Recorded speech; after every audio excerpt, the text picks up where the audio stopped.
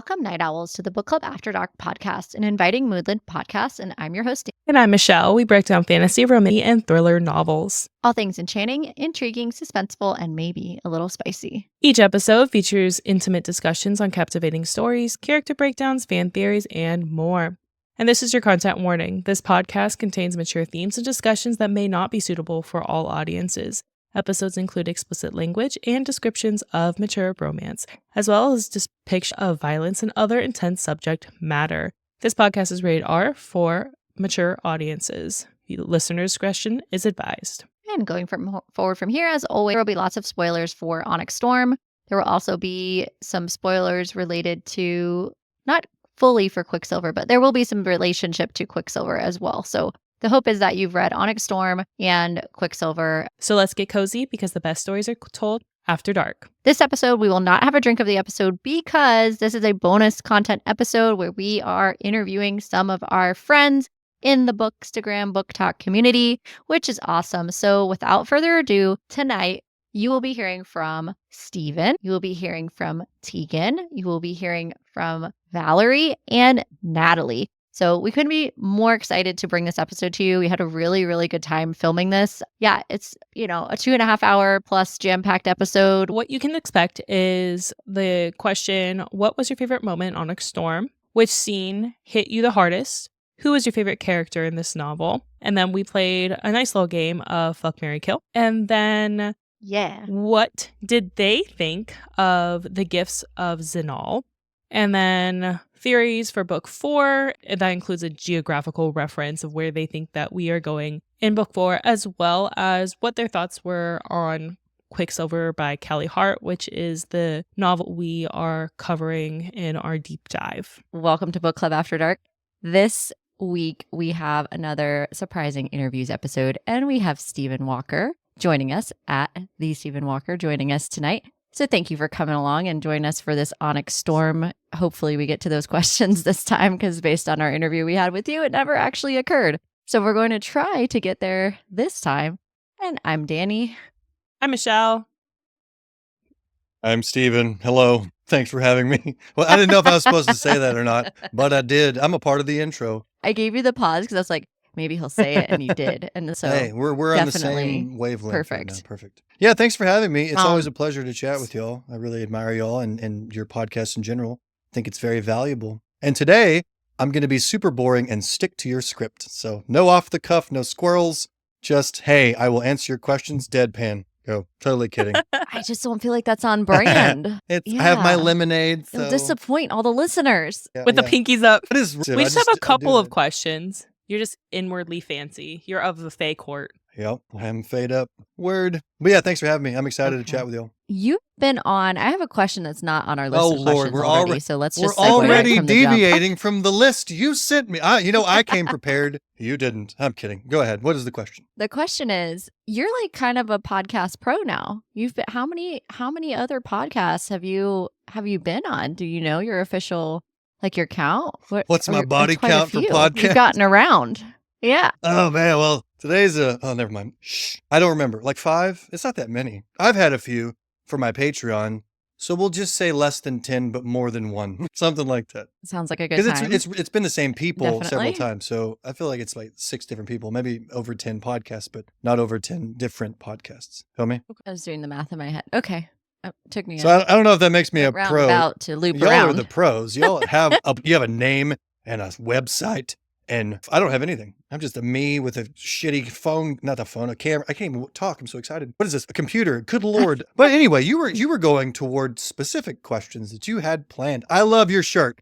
My goodness. I just noticed that it says Hogwarts. Yes. It doesn't, it's like difficult to see. There she goes. Yay. Let's Hogwarts. freaking go. What was your favorite moment in Onyx Storm? When it ended. I'm just kidding. I think my favorite part was when they went to the island of the Santa, where they were handed shitty gifts, like this was in the backwoods or something. Zinal? Yeah, and everybody's like, "Oh, a box, cool!" And then somebody else got like a tape player, and then somebody got an old shirt that someone's grandma made out of human hair. I don't remember all the gifts. And then, so you're going through all the funny stuff, like ha, and then somebody gets shot in the heart, like this is the beginning of an Ed Sheeran song. Took an arrow to the heart, ha ha ha. It's a joke. Okay, moving on. And then not just someone Oh, the Traeger. he was so Who also owns a memorable. line of grills. Line of grills. What is this? A Nelly song?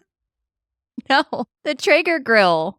You know, the Traeger, the brand name. The one. Labicio You guys don't know Grill. about Yeah, Traeger? yeah. No, like barbecue. No, and we get that. I get that part. Yeah. I was mentioning Okay. this. We were talking about this. Yes. Oh yeah, I got one outside because I'm a man. I grilled on it earlier. So that was my favorite part. The backwoods Secret Santa on the island of Tortuga or wherever it was. That was really funny. And then it was funny, and then it was like, oh snap, this just got real. And then they had to stand there and say thank you as the dude bled out on the floor. Like, what are we doing here, fam? That was funny. Yeah, and poor cat. I digress. I just Also, the cat. I've never felt more for a fictional character that is a side character. Cat before. is She just gets overhyped. burned left and The cat right. is overhyped, like it's a Twilight film. Oh. That offended somebody. Oh. The cat is a footnote in the book. I mean, Twilight was definitely overhyped. Come Yeah. on, Twilight was for sure overhyped. I'm probably going to get a lot of hate for that. It's okay. I'm going to be the reason your podcast gets canceled and you don't have to meet people in public. So there we go. Yeah, I thought the cat was a An footnote. introvert's dream. Yeah, the cat was a footnote. It was in there like 3 times, and everybody's like, "Oh my god, it's the cat." But It's about You mean broccoli? Are Yeah. you talking about broccoli? yeah, that's what you're talking about, right? The cat's name is. You're Bro- coming I'm after talking about broccoli? No, No, Catriona. Cat. Oh, Zayden's ex-girlfriend. I thought you were saying the Traeger's cat. girl. Dating Traeger. Oh, I thought we were talking about the gift cat. Say, Oh. you can see where I'm going. Well, you can see the confusion from my part because you said cat, and I'm thinking the kitten, broccoli, and I'm thinking that's overhyped. So you see, okay, my bad. Yes, that lady was upset. so we didn't mean Cat, the character. Okay. She was upset that Traeger died because she was like, "Oh, I want to get over Zaddy Spearmint, and I can't now because my home dude that I was gonna bang later just got shot in the heart." Right? When you put it like that, I mean, It was her that Traeger was gonna help her heal in a relationship. So now she's probably gonna go into this defiant, painful timeline, and maybe that's which a good she's setup. already been in. She's gonna Yeah, resurf. she's already maybe lived she's gonna that. sink even lower. I don't know. That does suck for her. Traeger, when he died, I was like, oh, I don't even really know who you are personally. I'm not even really keeping score, so I don't really care. It didn't hit me. You know what I mean? Okay. What about when Quinn died? Because she's also like another side character. Yeah, I was just so. Yeah. Here, Okay. I was expecting someone of big status and character to pass away. I thought Dane Preach. was going to sacrifice himself and that was going to be his character arc. Instead, he just said, "Hey, look in my eyes," and the women go feral, and that's his character arc all of a sudden. But I thought somebody else was going to die, but apparently that's next book. So, I mean, whatever. But there was nothing on the Right. line in this book. My favorite character died, and that was one that I met in this book, whose name is Theophany. Smash. There was nothing really on the line in this book. Right. No, Okay, I agree. so- It was a solid middle book. It Mhm. developed kind of the story, but not really. They kind of fucked around in the islands for a little bit, and Venom are still a thing. Zayden is still having his issues. We have and no new Violet's still trying to answers. save him. Like there wasn't really right. Same questions. Some. No answers. New questions, Some. actually. But, New questions. We now have new questions. Where do you think we're going next book? Okay. Well, that's a broad question. I don't know. Are you asking me for like where we're going geographically? I think we're going to the area where the Irids live at some point. But here's my Which theory. is- Here's my theory about the Irids, and let me know what you think. So at the end of the book, Andarna leaves, right? And that's a sad moment. That's probably the saddest moment in the book for me because I like Andarna, and she just broke the bond and skedaddled, as the kids say. And I was like, oh, that sucks. And then, like a chapter and a half later, she comes back. And I'm like, okay, what was the point of you leaving and causing all of this sadness? If you're just going to come right back and then yell at Violet for someone not to burn her like we know what you're talking about. The theory is this. I think that she's been gone way longer than a few weeks in the book. I think she's been gone for hundreds of years, maybe who knows? Just a long period of time because I think time works different for the Irids. Perhaps they live in another dimension. And the reason I can back this up is because if you remember correctly, Andarna's early on power was that she could pause time or at least slow it down severely for Violet. So I think there's something to do with time and she's been gone a long time. Perhaps she's more mature. She hasn't grown in size because I think there's some specific terminology that alludes to the fact that she's still the same size when she comes back. But I think earlier in the book, they said that her growth was going to be stunted anyway. So I don't think that's a loophole. I think that'll be fine. But that's my thought. What do you think? I agree. I I agree definitely too. think there's some serious validity to that theory. I saw that theory it was either on Reddit or on it's one of the things at some point where someone had mention of that talking about time. But I think logically it already made sense, because to your point, how did she gain all this knowledge, sever this bond, and come back in like a couple weeks? Why? It just doesn't, the ends don't tie for Well- me from a storytelling perspective. There's got to be like, with the mystery of the Irids, there has to be so much more that occurred. Yeah. there. Her leaving was like a cheap thrill. The fact Yeah. that she comes back, like, oh, that was kind of pointless. Why did you do all that? What was the point of all this? Right, which I don't think Rebecca as a writer would do that. There has to be, I think, book 4, like you're saying, I think there's going to be, and maybe you're not saying it's going to be in book 4, but at some point in the later 2 books that are supposed to come out, I think we'll find out what happened in that time period that Indarna was gone. Yeah, so I think we'll go to the land of the Irids or the dimension of the Irids, wherever. Because another point that could actually back this up is they never found the Irids. The Irids found them. They just kind of showed up, and I believe they came out of the water. Remember that part? They appeared on the beach, right? They but they he, kind of appeared came out on the of beach. Yeah. So maybe they are like a... and then when they disappeared. Yeah, I don't think they live in the same realm, dimension, whatever word you want to use there. So I think there'll be a whole lot of Violet going there. Maybe Xaden's already there. I don't know. I don't know what's going on with Xaden. But I think there'll be like a council meeting among the Irids to try to do something or other, because there's we don't know much about them and we need to learn more. And I think the Irids may help them try to alleviate the venom, or at least, I don't know that you could, every answer in this book basically says you cannot cure venomness or whatever. The Irids said that. Jack Barlow said that. I don't know, but maybe. What did you think of the ending? The ending in general, like with Xaden and Violet's last chapters. I thought it was too quick and it pissed me off. Okay. Valid. Yeah. That's but valid. That's also it's a good book when you're like, oh crap, it's over already. You don't want it to be like, oh, when will this piece of shit end?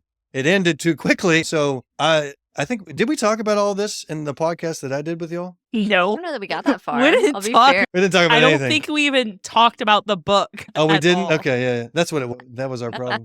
We just had a good old time. But another thing, and I think this is an editor just being an asshole, but at the bottom of the page, at the very bottom is when the book ends. So that's on purpose. It has to be. Oh, yeah. Because you turn the page expecting, okay, there's several more, right? chapters like this. Well, that's the end of the book. You turn the page thinking there's more, and it's just blank. You're like, you got me. But I would like to know more about the wedding. I want to know about the 12, was it 12 hours? Yeah. I want to know more about the 12 hours. What happened? Daddy, did he go full venom? There's a theory surfacing right now about how perhaps cruxed himself into the wing he gave her, because there's some clues into what, maybe that's the thing. Maybe he preserved the best part of himself in an object like a Horcrux and then just went full venom to go do some other stuff. I don't know. And I don't know who the other venom brother is either. People were saying it was Dane, and I'm like, there's no way it's Dane. That's just theories. No also, signs did you point to read the Dane. book? Because there's no way. Yeah.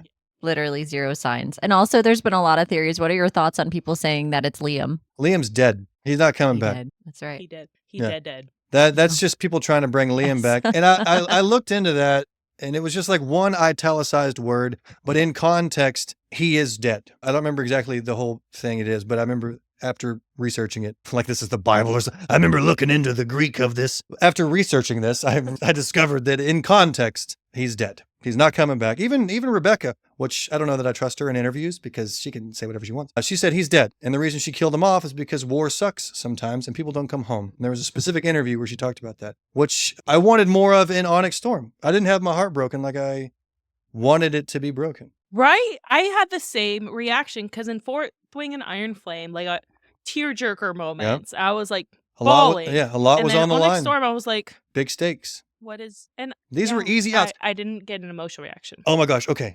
Whenever what's the sister's name? Mira. Okay. Whenever she got her neck slit by Theophany, smash. Whenever she got her neck cut by Theophany, I was like, oh my gosh, that's crazy. That comes out of left field. She's going to die.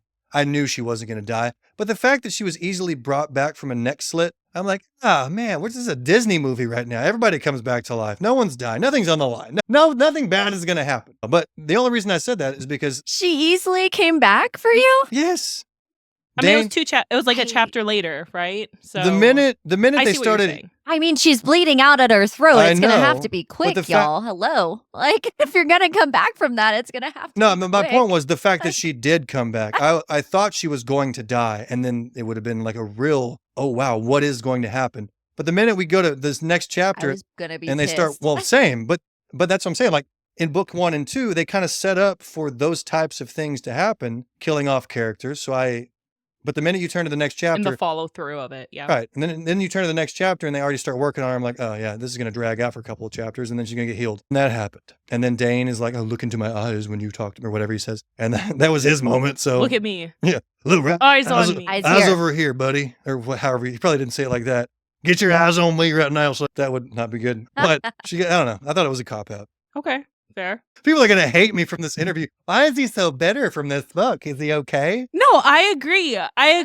Onyx Storm was not my favorite book at all. It's actually Yeah, we rate them. We both agreed that it was not our What did- favorite of the three, which I know we're gonna get a lot of hate for that What too. rating did y'all give it? Like on like a Goodreads star rating, or Yeah, like star. of a rating of the 3 books that are out. Well, I can start reading it. I It's give this difficult to all, say like, because I think 3.5. overall That's what I did. 3.5. I give it a 4, only thinking because overall I think it's a 5 in the sense of the series is a 5. Like I love the series collectively, and I think once it's all complete it'll be a 5-star series.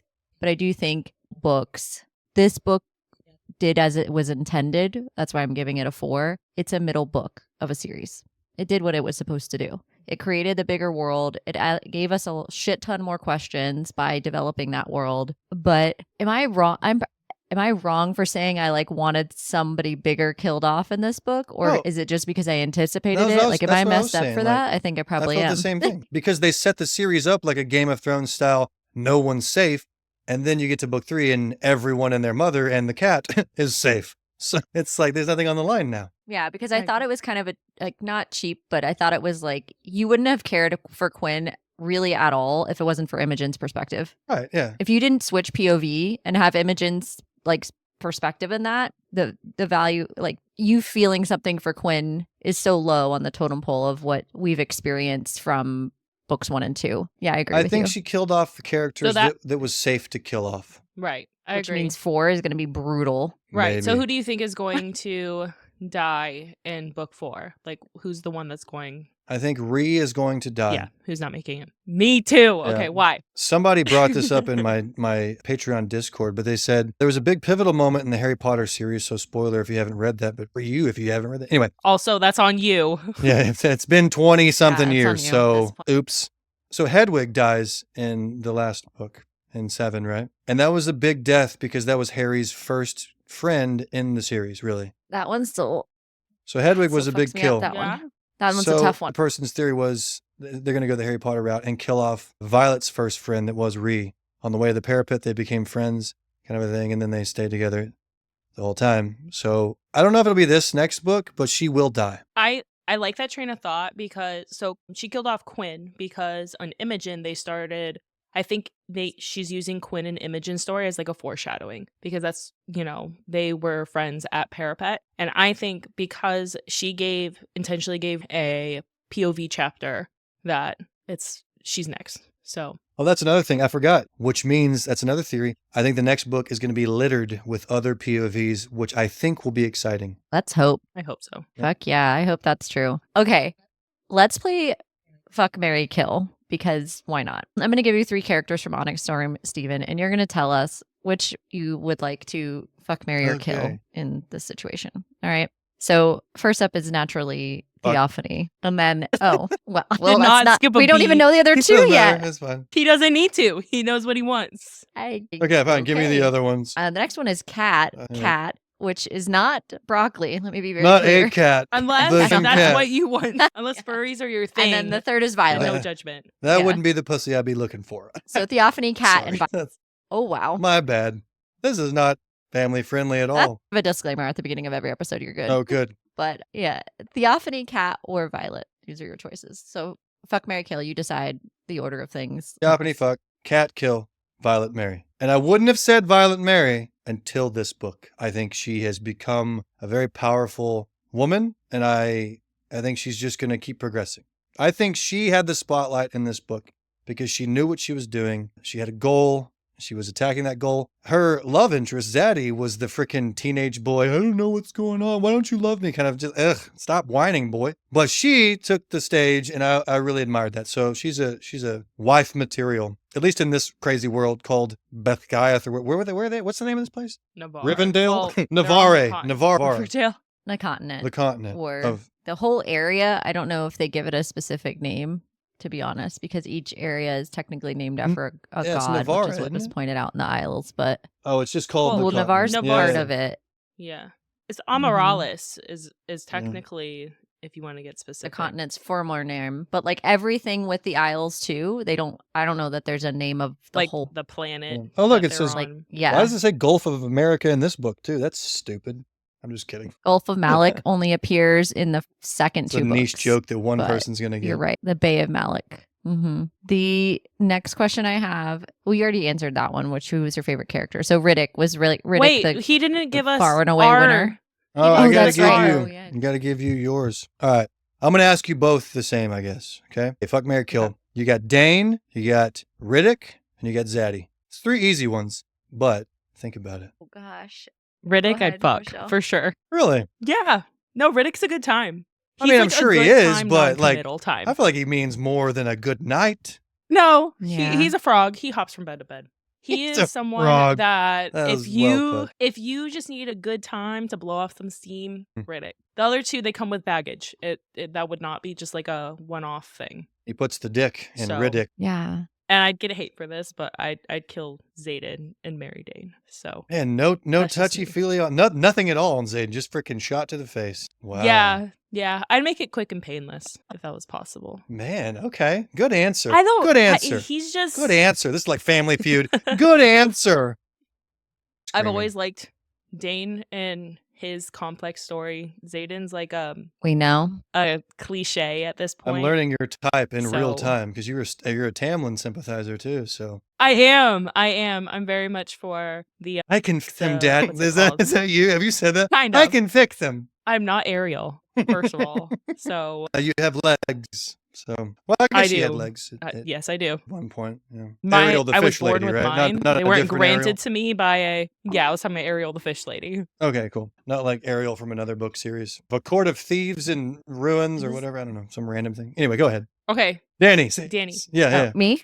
Oh, right. Dane, Riddick, Okay. Zaddy, Spearmint. Which ones? There you go. she's gonna I kill feel Dane. like- I already know. Dane would be like very vanilla. So like fuck is off the table for Dane. I just feel like he just wouldn't be all that fun. But maybe that's not true. And we're going to find that out with the Sloan situation because I ship them. But God, I guess I'm struggling here. I'm going to marry Riddick. Okay. Marry Riddick. I feel like he's the most fun, Yeah. loyal to a fault. Going to make me laugh. Doesn't have as much baggage as their other two. That you know of. And now that obviously leaves Zayden for fuck because I just said how vanilla Dane is. And I would kill Dane, but not because of why you think. It's because there's no other options left. And I would rather marry Riddick than Dane or Zayden. So there's not a whole lot of other choices there. I feel like I'm out All of right, choices. all right. So it wouldn't be kill Dane. I feel like Dane redeems himself to a certain point, but also like not enough for me to put him in a marry or fuck category. Just saying. Just straight to the graveyard. Slides solidly. Yeah. Okay.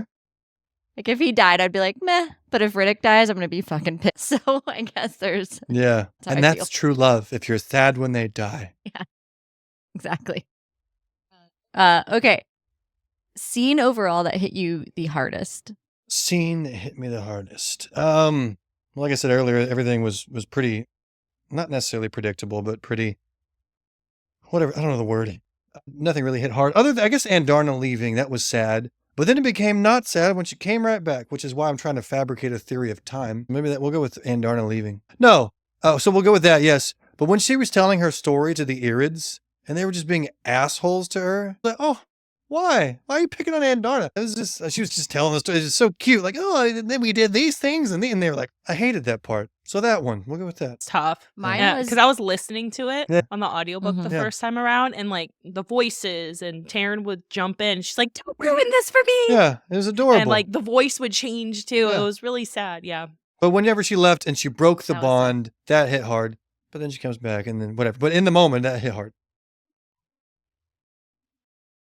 I think that was do we know, I mean, I guess we know the bond comes back, but it's like interesting that the emphasis of the bond breaking is like so like 3 days. Steven, tell us all about your Tamlin era, because I feel like you're deep in your Tamlin era of events and things that you've got going on. So like, tell us about those. Well, I haven't done any events yet, but they are on the calendar, so I have to eventually do them. But this weekend, so tomorrow, I get on a plane and I go to Danville, Virginia to play Cassian in a ball. That's going to be fun. There's like we're going to do like a meet and greet at a bookstore. Just anybody can come to. It's free. Oh, fun. And then there's like a whole scavenger hunt thing before the ball. I don't know. The lady putting it on is really sweet and she has grand ideas and I think it's going to be really cool. And she sold out her event, which is awesome. And then the following week, awesome. I'm going to Wow. Canada to play Tamlin in a ball. And I think I'm also playing a guitar and singing music. I have to get with the people. Nothing's very organized with that particular aspect. But I'm at least playing Tamlin. Do you And know how to play the fiddle? I have a fiddle, but I Do you can't know play how to it. play the fiddle? It would just be screeching away like Aw, damn, that would be so it would be Tamlin-esque, like though. it would be like broccoli falling down a cliff. That's what it would be like if I had played violin, just to bring it back to Onyx Storm. But so I'm playing Tamlin in that ball. That's going to be really cool. Dude, the Airbnb that she has us in, all the cast is like to a poor man like me, it looks like a mansion. I'm not going to want to leave at all. It's like a pool. I don't think we can use it because it's Canada and it's very cold right now. There's so many rooms, but it's going to be cool. And then you know who Whimsy Gossip is? Yes, I've heard of them. They're they haven't really done any podcasts in a while, but they do independent films, fan films, and they're making a fan film it's called Chapter 65, which is the cauldron scene in A Court of Mist and Fury. And I'm going to be playing Tamlin in this film, and it's going to be really cool. So I'm excited about that. I always wanted to be an actor as a kid. So this is really interesting that I would land here. We'll see how everything progresses, but it's a good experience for hopefully a bright future in similar things. And then later I'm playing Tamlin a couple more times at different balls. I think I have 12 balls, and that's not a medical condition. I mean like dances. 12 dances, 12 masquerade balls coming up, and it's going to be a good time. That is interesting, because I think last time we talked, you were going to like your very first thing. Yeah. Which I can't remind me where that first one It was in Phoenix, Arizona. It was great. I played right. Dracula. I played Dracula. I dressed up as Dracula and then acted like myself and chatted with a bunch of people because it was like 60 people all together. They wanted to sell more tickets and it just didn't happen. But it was kind of good because it was very intimate in that I got to basically chat with everybody. And in that particular atmosphere, me playing a character would have been silly. I think people just wanted to chat with me because they were excited to talk to me. And if I was being somebody else, that'd be weird for them. Like, oh, I want to talk to Steven, not this caricature of a vampire.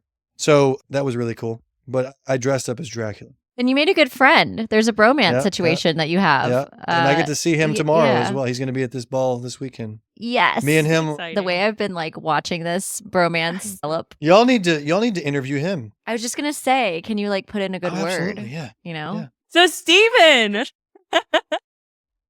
what do we You think just of went so monotone. Quicksilver? What do we think of Quicksilver? Okay, I'm on chapter 24 or 25 currently. I like the book. I think it's an interesting story. I don't understand the hype around Daddy Fish, okay, aka Kingfisher. I don't understand why he's like this.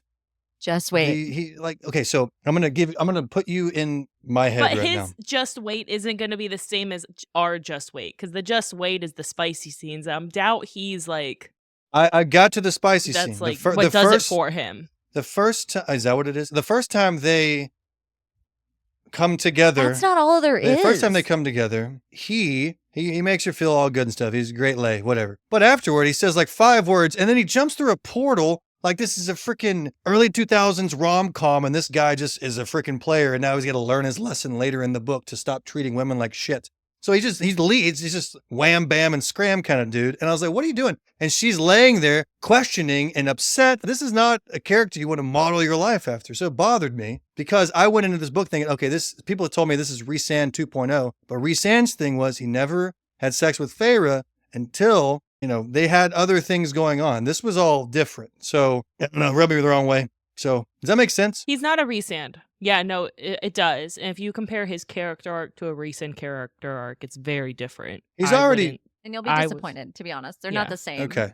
Okay. So I went into thinking that this is a Rhysand 2.0. Because Rhysand, yeah, he had his weird moments. He was a kind of an a-hole in the beginning, but you could tell he's a nice guy. He really, really loves Feyre. It's very apparent in his actions. He's almost corny in love with her. And I love that. But this other dude, Daddy Fish, it's like, Why are we going feral over this character? Yes, he's a good lay, but is that what we're going? Is Just that wait. what we're excited about? He will get better. But it's also He will get classified, I've been told, as a dark romance. He's also tortured. Yeah, but so was Tamlin. Tamlin doesn't get He's a any little bit love from tortured. anybody. Tamlin was tortured. Michelle loves Yeah, Tamlin. me and Michelle. I love Tamlin. Okay, I Michelle. do. We'll have our Tamlin signs. Okay, Michelle. Yeah. Okay. Well, I like the story. I just don't understand the hype about Daddy Fish yet. Do we like Saris? Thareth? No, she's whiny, and I do feel sorry for her. I got to the part, so after they do it, and he jumps through his little portal to bail on her, the next day he's like, hey, we need to go to the pharmacy and get a Plan B pill. And she's like, hey, by the way, I got cleaned out as a kid. And I'm like, oh, that sucks. What kind of reverse Handmaid's Tale is going on in your city? Now I feel really sorry for her. So I want to know more about what's going on there. But I don't necessarily like her. You just said she was whiny. She is whiny, but I feel sorry for her. I don't want her to be hurt or experience traumatic experiences as a child. Perhaps that's why she's whiny. I don't know. Her whole life was traumatic. I know. I'm getting there. I'm getting that. I'm just saying to listen to her talk, and this is first person, so this is similar to my thoughts about Violet at the beginning of Earthwing. It made it hard to get through the book because it was just her perspective. And then you fall in love with the character, which is, by the way, I like hating someone in the beginning and then really falling in love with them, like a Nesta or a Violet, that kind of thing. I think that's a good writing for the author, as long as you stick out the series and keep reading. But perhaps I will, like the character Thareth as I continue the book, but currently she's just a whiny little 23-year-old. And Homeboy, Give it time. And this also, was another critique of mine for Daddy Fish. He is over 1,000. He doesn't have the social maturity to have conversations about his past with Thareth. So Fae men don't age in looks. Maybe they don't age in a brain either. It's just all one. I'm stuck at 30 years old and I learned nothing. That's what it sounds like. Because you'd think that he'd have some sort of esque wisdom to ooh, I know what I'm thinking. But no, he just seems like a dumb young man. Do you have his backstory yet? No, I haven't. I can't remember when he. Okay. I'm also just being silly, but I will say nothing there's then. small aspects of what I'm saying just that is wait. truthful. No, I agree. Sometimes she comes. I've heard a lot of people complain about Quicksilver, saying that it sounds like Callie Hart took a bunch of different tropes from a bunch of different books and just kind of smashed them together. That's these books. Yeah, that's what you go Right. into this wanting. Yeah, you want that when you go into these books. You're not expecting something like, oh, this is like the new Lord of the Rings kind of. You're not going to get your mind blown. That's why we read these books. Mm-hmm. Right. That's why we watch rom-coms No, it is or definitely chick comfort. flicks, those kinds of things. Like, we know what we're going to get. Genre for Yeah. I'm not comparing it to like Brandon Sanderson or anything like that. It is what it is. I would expect these tropes in this book. I would want them. Right. Okay, fair. I think it'll get better. I do think a lot of people DNF this book. Yeah, a lot of people DNF this book before they give it enough time. Of all the people that I've seen that are haters on it, they've all DNF'd it before I feel like it got to a point that made sense. If they would have just kept going, I feel like they may not have felt that way overall. Yeah. Well, I just... but I also never wanted to put it down myself as a reader, so I can't relate to them either. Yeah. I was already like, I need to know what happens with these characters. I thought it hooked me from the beginning when she's going after the very beginning. It was a high action scene. So everyone who's saying like, oh, it was really slow, I'm like, can't relate. She literally almost died in like the first 2 chapters. Like, people what? just say things on the internet not knowing what they're talking about. It's not a slow book at all. There's nothing slow about this book. I know I just shat all over Daddy Fish. But I really like the story because I was thinking, so whenever in the beginning of the book, whenever she was female Aladdin running through the streets and they were calling her street rat, she was trying to get bread for her monkey or whatever. Sorry.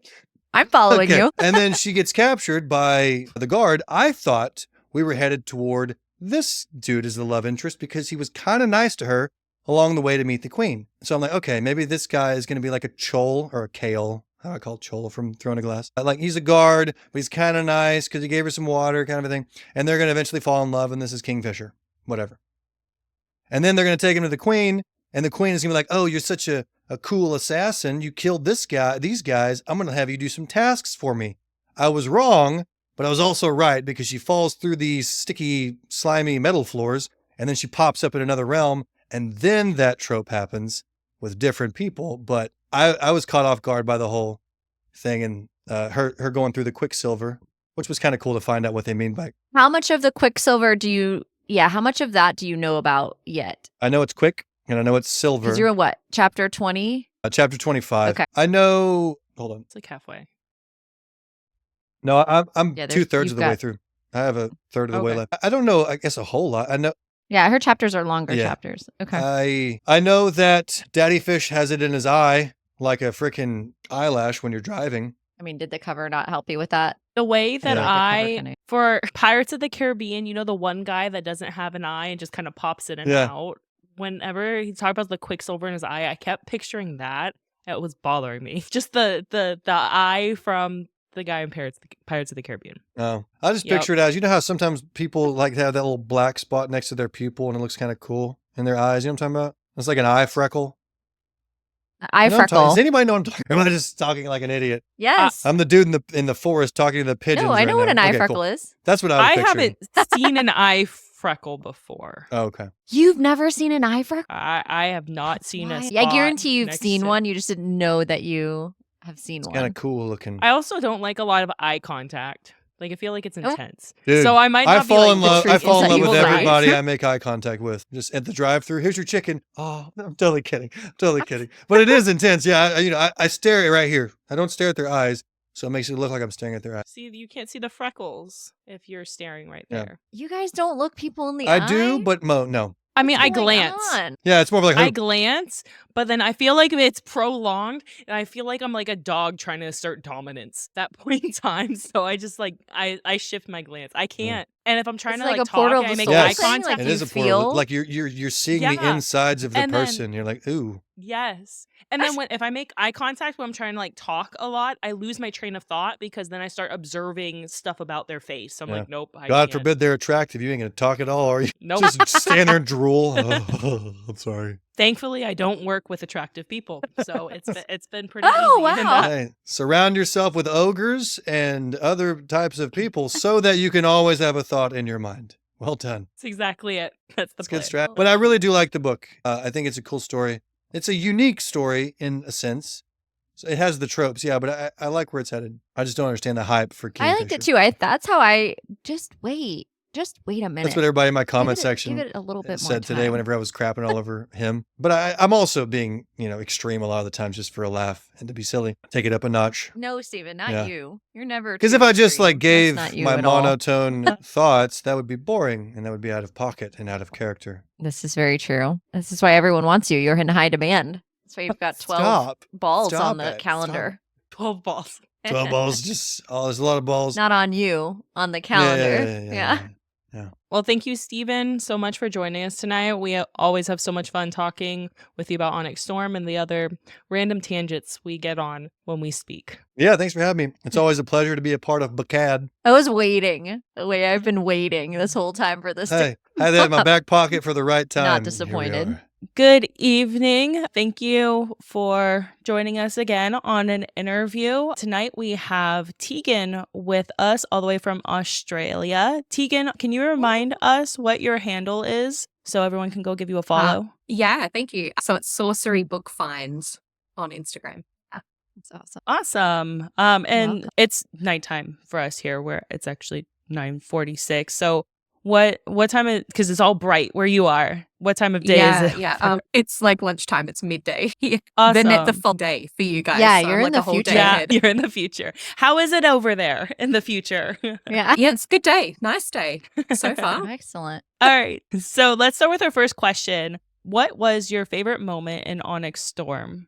Okay, I had some trouble coming up with something originally, but I've come up with something. Okay, so Riddick, him being amazing, but my favorite part was, do you remember after the dragons left Andana on the island, and then Violet kind of went off into the forest, I guess, and Riddick went with her, and he kind of, I don't know, almost like confronted her about like what he'd just seen, like with Xaden and what was going on. It was a pretty intense scene, but I actually really loved it because I saw a side to Riddick that we hadn't really seen before, because normally he's just really goofy and funny, but he was actually really serious. And I just like that it was so obvious that he cared so much for Violet, and he was just like, don't just think because I'm always so funny that I can't be serious, or like I can't take things seriously or something. It was something like that. And I loved it. I liked genuine, serious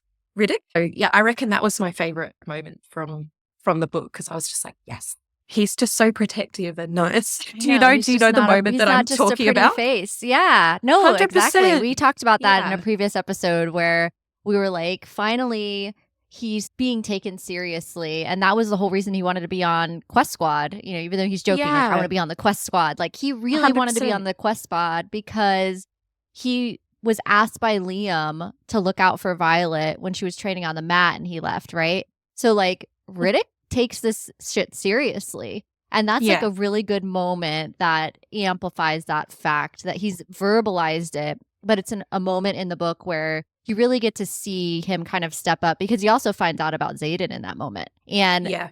that's a moment for him to instantly make a different decision about the whole situation. And he doesn't. He's just like, no, you need to tell the rest of the squad, but also like, I'm still here for you, Violet. And it's a moment that he proves his value as a friend, but we knew this already. He's not just the class clown. He's not just comic relief, but yeah, that was an awesome moment of Riddick too. I totally Yeah. agree. Yeah, I think I enjoyed exactly what you said, just that we saw that serious side of him, but it was a nice serious side because it was just all protective. And I think Violet needed that too, because, you know, he's like, well, at what point, you know, like you need to create like a point in regards to like dealing with Xaden and everything. She was like, I don't have one, I don't know. And he's like, you need to, I'm going to help you make some decisions here. And I think she needed that. Right, because she Yeah. doesn't see that because she's so in it. And she's like, I just need to save him. But he's like, no, this is really actually toxic. And I care about you because you clearly don't care about yourself. So she definitely needed someone to give her a reality check in terms of what's going on. Yeah, reality check. Brilliant. Yeah, that's exactly right. Yeah, and I enjoyed that, seeing that side of Riddick. Yeah, for sure. So our second question, which maybe you already answered this, but maybe you have a different one. Which scene hit you the hardest in Onyx Storm? Yeah, so it was Andana leaving Oh, for me. I mean, there was several cataclysmic. moments, obviously, that were fun. When she left, I just kept thinking that I'd missed something because I was like, there's no way she actually left, right? Like that didn't just happen. And I think that was my feeling is I was like, what do you mean? Like, because I honestly, as I was reading, kept thinking there's going to be a line here that's like, oh, she actually came back, or she turned around, or she's like, no, actually, I'm not going. But she actually should have left. That really shocked me, I think. That was, yeah, a lot, because I was like, oh my God, where are we going to go from here? Follow-up question, since that was your choice. Mhm, yeah. Michelle probably is going to predict my follow-up question for this, which is, how long do you think she was gone? Oh my God, I've seen so many theories about this because, yeah, then fast forward, like, what was it? Like a couple of chapters or something, like 5 minutes, let's be honest. And then Right, it was like no and I time at all. going, And I'm like, oh, wait a minute. and I was like, what are you talking about? Why would you go and then just come back? I'm not good with like the theories and stuff, but of the few that I've seen, they say that they think it was years. And I'm going to say it was a couple of years because I can't remember the name of the dragon that she followed Leo. back. Oh, okay. Because he said it was going to take years, didn't he? So I'm going to go with that. I'm going to go with years. Final answer. Yeah. I'm going to go with years. Lock it in. Okay. Yeah. That was, by the way, for those non-millennials listening, that was a Who Wants to Be a Millionaire reference for those who don't know this. Oh my God, that was I'm a very so subtle old. lock it in Who Wants to Be a Millionaire reference. No, we're embracing it. We are very proud millennials over here, so we're here for it. Let's all the millennial references forever. Hit her with the Yeah, next let's go. question, How Michelle. long- We got to bring them in. Yeah. Okay. Go. Okay. No, Uh, what were you going to say? Now I need to know. No, I was going to say, how long do you think it was? I have the same train of thought. I think it was years too. At I think least it was two. years. Yeah, Mhm. at least two. Yeah. Yeah. Agree. Okay. All right, next question. So, who was your favorite character in this novel? You've already mentioned Riddick. Is he your favorite or? Yeah. Yeah. Okay. Can I? Yeah. I'm gonna go yes. And for good reason, because we saw so much of him. Like he was in the book a lot. I love a funny character. Like it's just always vibed with a funny character in every book. It's him, 100%. So for Oh, plus he's Quicksilver, is loving. Carry On your guy? Yes. Yeah. I mean, Yes. I love the funny, and I'm married to someone who is kind of like that, is funny and stuff. So I just feel like I love being a bit, bit funny, cracking a joke. I love it. And The there's more funny side complexity characters, to your that. vibe. Right. But there's more Yeah, complexity to absolutely. that too, like which Riddick showed Yeah. throughout the like Mhm. honestly in this book, he was definitely one of the most dynamic characters. I know a lot of people are like, oh, Xaden, but he was so whiny this whole book. It was making me sad because he was just so I didn't vibe with Xaden much this book. Is that Right? bad of me to say? No, I feel just- like- I don't. He just didn't. I mean, He was I very don't know if- endgame, which he's always Yeah, been, which he I was love. very broody, very, and I get why, like, Right. But yeah, he I just mean, he's got a wasn't death sentence doing a whole lot. in his mind. So He just wasn't doing a whole lot. It's okay. I feel you, Tegan. I mean, I know he We're on was, the same but page. cool. okay, so let's play Fuck, Marry, Kill, because why not? So I'm gonna give you 3 characters, and you're going to order them how you want, and then you'll give us Oh, 3 no. characters. Yeah, you'll give us Okay. 3 characters. Okay, so like no pressure, but just like a little tiny bit of pressure, because if there's no pressure, then it's not Oh. fun. So just like a smidge of All right. pressure. Okay. Okay, so Riddick, obviously, I had to. Yep. Okay, then I'm gonna say Eric Grey Castle, Okay. and then I'm gonna say Daenatos. Oh, that's why. That's a hard one. Why? Oh, this could be so She said controversial. why? You're gonna hit us with these too, so I'm just saying, Okay. like, you can torment All us right, as I'm gonna- well. I'm gonna start with Marry Riddick because I just feel like I would vibe with him a lot. Okay. Yeah. This tracks. This next decision, I could get cast out by the fandom over this. I'm gonna say kill. Okay. I'm gonna get in so much trouble for that. Fine, Dane. So that only leaves one left. I don't mind Dane. Yeah, for sure. I like Dane. So funny story go about around with Dane, Dane. sure. All right. Oh So my the God, funny what? story about Dane is that because of how he's with Sloane, they're like, "Oh, Dane is a daddy." This is what the internet is saying. Yes, your face. Oh, okay. Michelle just nods her head. She's like, "I'm not surprised. I've been a Dane sympathizer from day one." I have been. Daddy Dane. No. Dane has a ring to it. Okay, Daddy Dane has a ring my to it. God. Mm. Oh, not Daddy Dane. Oh my God, that's amazing. You could put that on a t-shirt. Daddy Dane. Okay, I'm gonna think of a really difficult one for you. Oh God. All right, Garrick, Oh God. Xaden, and it's a tricky. I'm gonna say Riddick. Make it really hard. I don't even know how I'd answer that, so good luck. And Xaden. Michelle, you go first. Oh, of course. You answer first. Okay, so I would marry Garrick, and I already surprised answered by in the this. last one that he's just very loyal. He's stable. He has You wouldn't his, marry Riddick? like, no, I already said Riddick is a good time. He is someone that you just go for a Oh. good time. So I would No, Oh, he wow. could be serious. Tiki too. Tegan's married but I him. see him. I know, but He's my husband. Right. Garrick is sarcastic and, he jokes around with the guys. So he has a sense of humor. But Riddick, because I have a goof. I also have a goof of a husband. And sometimes it's a little much. I know Riddick would be a little much. Grind on my nerves. So Riddick's a good time. Okay. So in a isolated All right. So situation. we'd kill Xaden? I've that what I've we're already saying? said I love Xaden for Violet. Xaden is not my favorite. Okay. You know, I'm kind of with you. I'm Right? kind of with you Yeah. there. I love Xaden for Controversial. Violet, but he is not my favorite. yeah, Yeah. I'm with you. Yeah. All right, let's hear it. So I'm What gonna do you think? I'm gonna do the reverse. I'm Who still you gonna kill killing? Xaden. I'm really sorry. Oh, okay. I feel like Garrick would be top tier. I feel like he'd be a good time. So we're gonna I we're gonna could we're have gonna a put whole him in that. discussion on Garrick. Yes. Table this. We'll come back. We'll talk just Garrick. You and I, Tegan. We can have that Honestly, whole just- conversation. If Riddick and Garrick, you could just Why choose? have Why them. choose? Oh yeah, it's a spinoff. You know, Rebecca, are right? you listening? It's a spinoff. And anyway, Let's so choose. Mary Riddick. I'm with you, Tegan. Yeah. Here for the laughs. Let's go long term. We already Yeah. know he's loyal. We don't have any questions surrounding, any of the other things. We know our guy Riddick is loyal. So let's marry him. We're gonna go with the fuck Eric, and then we're gonna kill Xaden. That's what we're doing. Poor Sorry, Xaden. Zaddy. Sorry. He's having a hard I time. mean, it's in too this much book. baggage. There's a lot of baggage happening. Right. with Xaden. Riddick is the only one without baggage. He's been through a lot. honestly. He's been through a lot. Okay. Nothing. I mean- Riddick. So next question.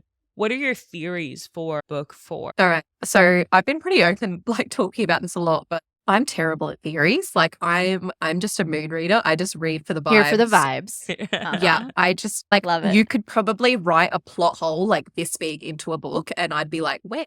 So Tegan is our people. I don't pick up on these things. I'm sorry. But okay. I've read a few theories, so I've kind of along with a few of those. I think definitely there's going to be something to do with Violet Compass that she was given that's broken because it's obviously not broken. Like it's going to be like a Jack Sparrow moment or something. Yes.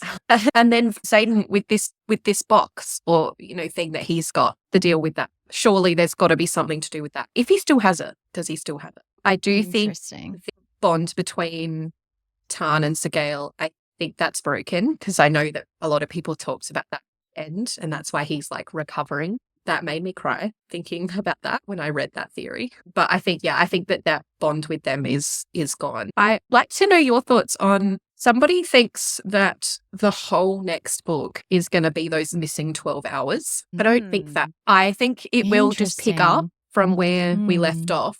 And I think we'll just piece together what happened in those 12 hours. I don't think it's going to be a whole book, the missing 12 hours. But it was an interesting thought. Yeah. Do you think Dane is a part of why she asked Imogen to wipe her memories? Because I've heard that too. Oh, God, I don't know. I think I'm not 100% convinced that there's something not going on with Violet's brother, Brennan. I think I've just heard so much of people like there's something going on, like he's behind something or he's secretly evil or something. I'm not sure if it goes that deep. Like, I don't know if he's secretly bad, but I reckon she might have been trying to keep it a little bit from him because there's so many question marks around him because, yeah, I don't know. He just gives me a little bit of like the Neolin situation. Yeah. Like, where is he? Like no one's talking about it, but where is he? Mm-hmm. Did he actually die? And then there was the whole thing with, wasn't it on his hands, like with runes or something? What's going on with that? What's the deal here? I don't know. I feel like there's more to him. So I definitely think, well, we know that someone's going to die in the next book. I mean, Rebecca's has said that, hasn't she? Like someone is going to. Who do you think it is, though? I don't know. We hope it's not Riddick. We're so scared that the reason she like brought him so close to her. Yeah. I'm so scared. But like, I also do not want to accept this as fact. So I've placed all of my cards in the Rhiannon bucket. I think it's Rhiannon. I'm with you. I'm 100%. And it's not that I don't like her at all, but I love her. If I had to choose, it's not good. Sorry, I would rather it be her than Riddick. Yeah, 100%. I really, really don't think it's one of her dragons.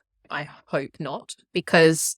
Ooh, I didn't even think know. About that. I've seen a lot. She only said someone you love. She didn't specify. Ooh. I know, like a few people have talked about what are the chances that she's actually going to get through this entire series with both dragons. Today I saw something that Taryn is the next to die because the bond with Segale is broken. So there's no repercussions of him dying because Violet is bonded to him. So technically Violet wouldn't die either. So if Taryn dies, it's just Taryn dying. You want to know what else I saw? I saw a theory that Andarna is actually the first to bond her too, and it's not actually Taryn. So you know how there's all this stuff about like, oh, Taryn was the first to bond, and there's like several mentions of it in Onyx Storm. Apparently in Fourth Wing, in chapter 10, there's a reference that says she heard this voice that's like, hopefully you'll make it through presentation. You're going to make it. And it's supposedly Andarna, little Andarna, talking to her. There's a suggestion of it's like 2 sentences in chapter 10. Somebody went and dug this up, but there's a theory that Andarna is technically the first that bonded her, but because she's an Irid, her laws do not apply the way the rest of the dragon's laws do. Therefore, now that Segale is broken, Taryn is technically kind of in limbo. Andarna would be the only one. But then think about that. Then she has no dragon to fly or ride. Yeah, but I think that's going to be... So I don't know. That would work. I feel like it's going to be a moment where like it's low and then she'd be like, oh, actually you can ride her and it'll be a big surprise or whatever. No, maybe. Honestly, can't you picture that? You'll be like, and then it's... Yeah, but I also don't want Taryn to die. I would like her to be able to fly with... No. There is No. no other character in the book that I don't want to die as much as him. He's my only like Let me ask you can't this. die character. I'm sorry for this question in advance. Oh my God. If he died, do you read book 5? I don't know. I'd need a year to recover, obviously. I don't think he would die in book 4. I think he would die in book 5. I think that would be like one of the I last don't things wanna that talk about it. happens. Then we get like an epilogue of like what happens afterwards, like a Xaden. Stop or willing Violet this Yo-Yo. into the universe. Rebecca might see this and she might. Rebecca, We are Don't. not advocating for this, to be very clear. don't do It's a it. solid no. Don't do it. Do not do it. Don't touch I'm the gonna be dragon. honest, It's like, kind of like the this- dogs in books, right? Like, don't kill off the animals. Come on. I would No. rather literally any other character die except for Tan. Humans, fine. Whatever. Yeah. Not the dragons, don't- okay? Yeah, no. He's my boy. He's my he's Yeah. like a daddy grumpy dragon, man. isn't he? Yeah. He's definitely a He grumpy is. old He's man. Grumpy like dragon. the grumpy Yeah. daddy dragon. Yeah. And plus, I just love listening, like hearing him, even though I'm hearing him I read a Kindle, so I'm not hearing anything, but I'll be okay. Like reading it in his voice or that I picture as his voice. Yeah. Yeah, I would really, really be heartbroken by that. But we also I know would be Rebecca lost Yarros with does that. not No, give why two are we even shits. talking about it? No. Stop talking we're about gonna it. be done. Oh my God. We're moving on. We're going to the next question. We're done with this. I can't. You briefly touched on the gifts of Zinal. So, was the gift that stuck out to you the most, or one that you have the biggest theories on what it means? And let us know if you want to do a quick recap because we'll list them real fast, which might be helpful for the audience too. So Mira is gifted wine. Marin gets 2 orange tunics. Dane gets slapped across the face. Garrick receives a rusted steel bucket. Eric receives a fractured mirror and he cuts his thumb. Xaden receives an empty glass box with pewter edges. Violet gets a broken compass on a chain. Air quotes. Riddick receives a kiss on each cheek. Kat receives a golden necklace with a ruby. Drake, the orange kitten, broccoli, as we know. And Traeger, unfortunately, Tyr receives an arrow through the heart. All right, so there we go. So what do you think the gifts mean? And do you think they all have meaning? What were your thoughts? I'll just like you listing them back through. I think they all do have meaning. The mirror that he cuts his thumb on, like Eric, I think that's got to mean something, 100%, surely. That's just, agree. that seems mysterious. I feel like Mhm. that's got to mean something. Broccoli is just a legend. Really good addition. Strong addition to the Oh, group. yeah. Does that mean anything? I don't know, but it means something cute for me to read, and I like that. I definitely think the compass means something, 100%. That's got to mean something. So yeah, I don't know. There's some theories Actually- that Rebecca Cool. would use the compass, but not in the way any of us think she would, which would be the obvious point of like, oh, it points to what she mostly values, like most Yeah. values. There's people who are like, Rebecca knows that everyone thinks that, so she's going to do something else, but maybe she won't. I guess we'll see. I don't know what else you would do. I Yeah, don't know I guess we'll either. find out. Yeah, Xaden with the box, definitely think that's going to mean something. But I didn't really consider about this Garrick getting the steel bucket. I don't know. I'm not sure what that could be. Specifically rusted steel. It's interesting to me I- that she would note that specifically. I guess, I don't know. I hope we find out. I hope we do know what the go is. But yeah, Traeger getting the arrow, I did cry about that. And not necessarily for him, because I didn't know him that well, although he seemed really nice. But for Kat, Mhm. because Poor that Kat. was just She's been through it. every time I thought about her, and I thought she was a bitch in the last book.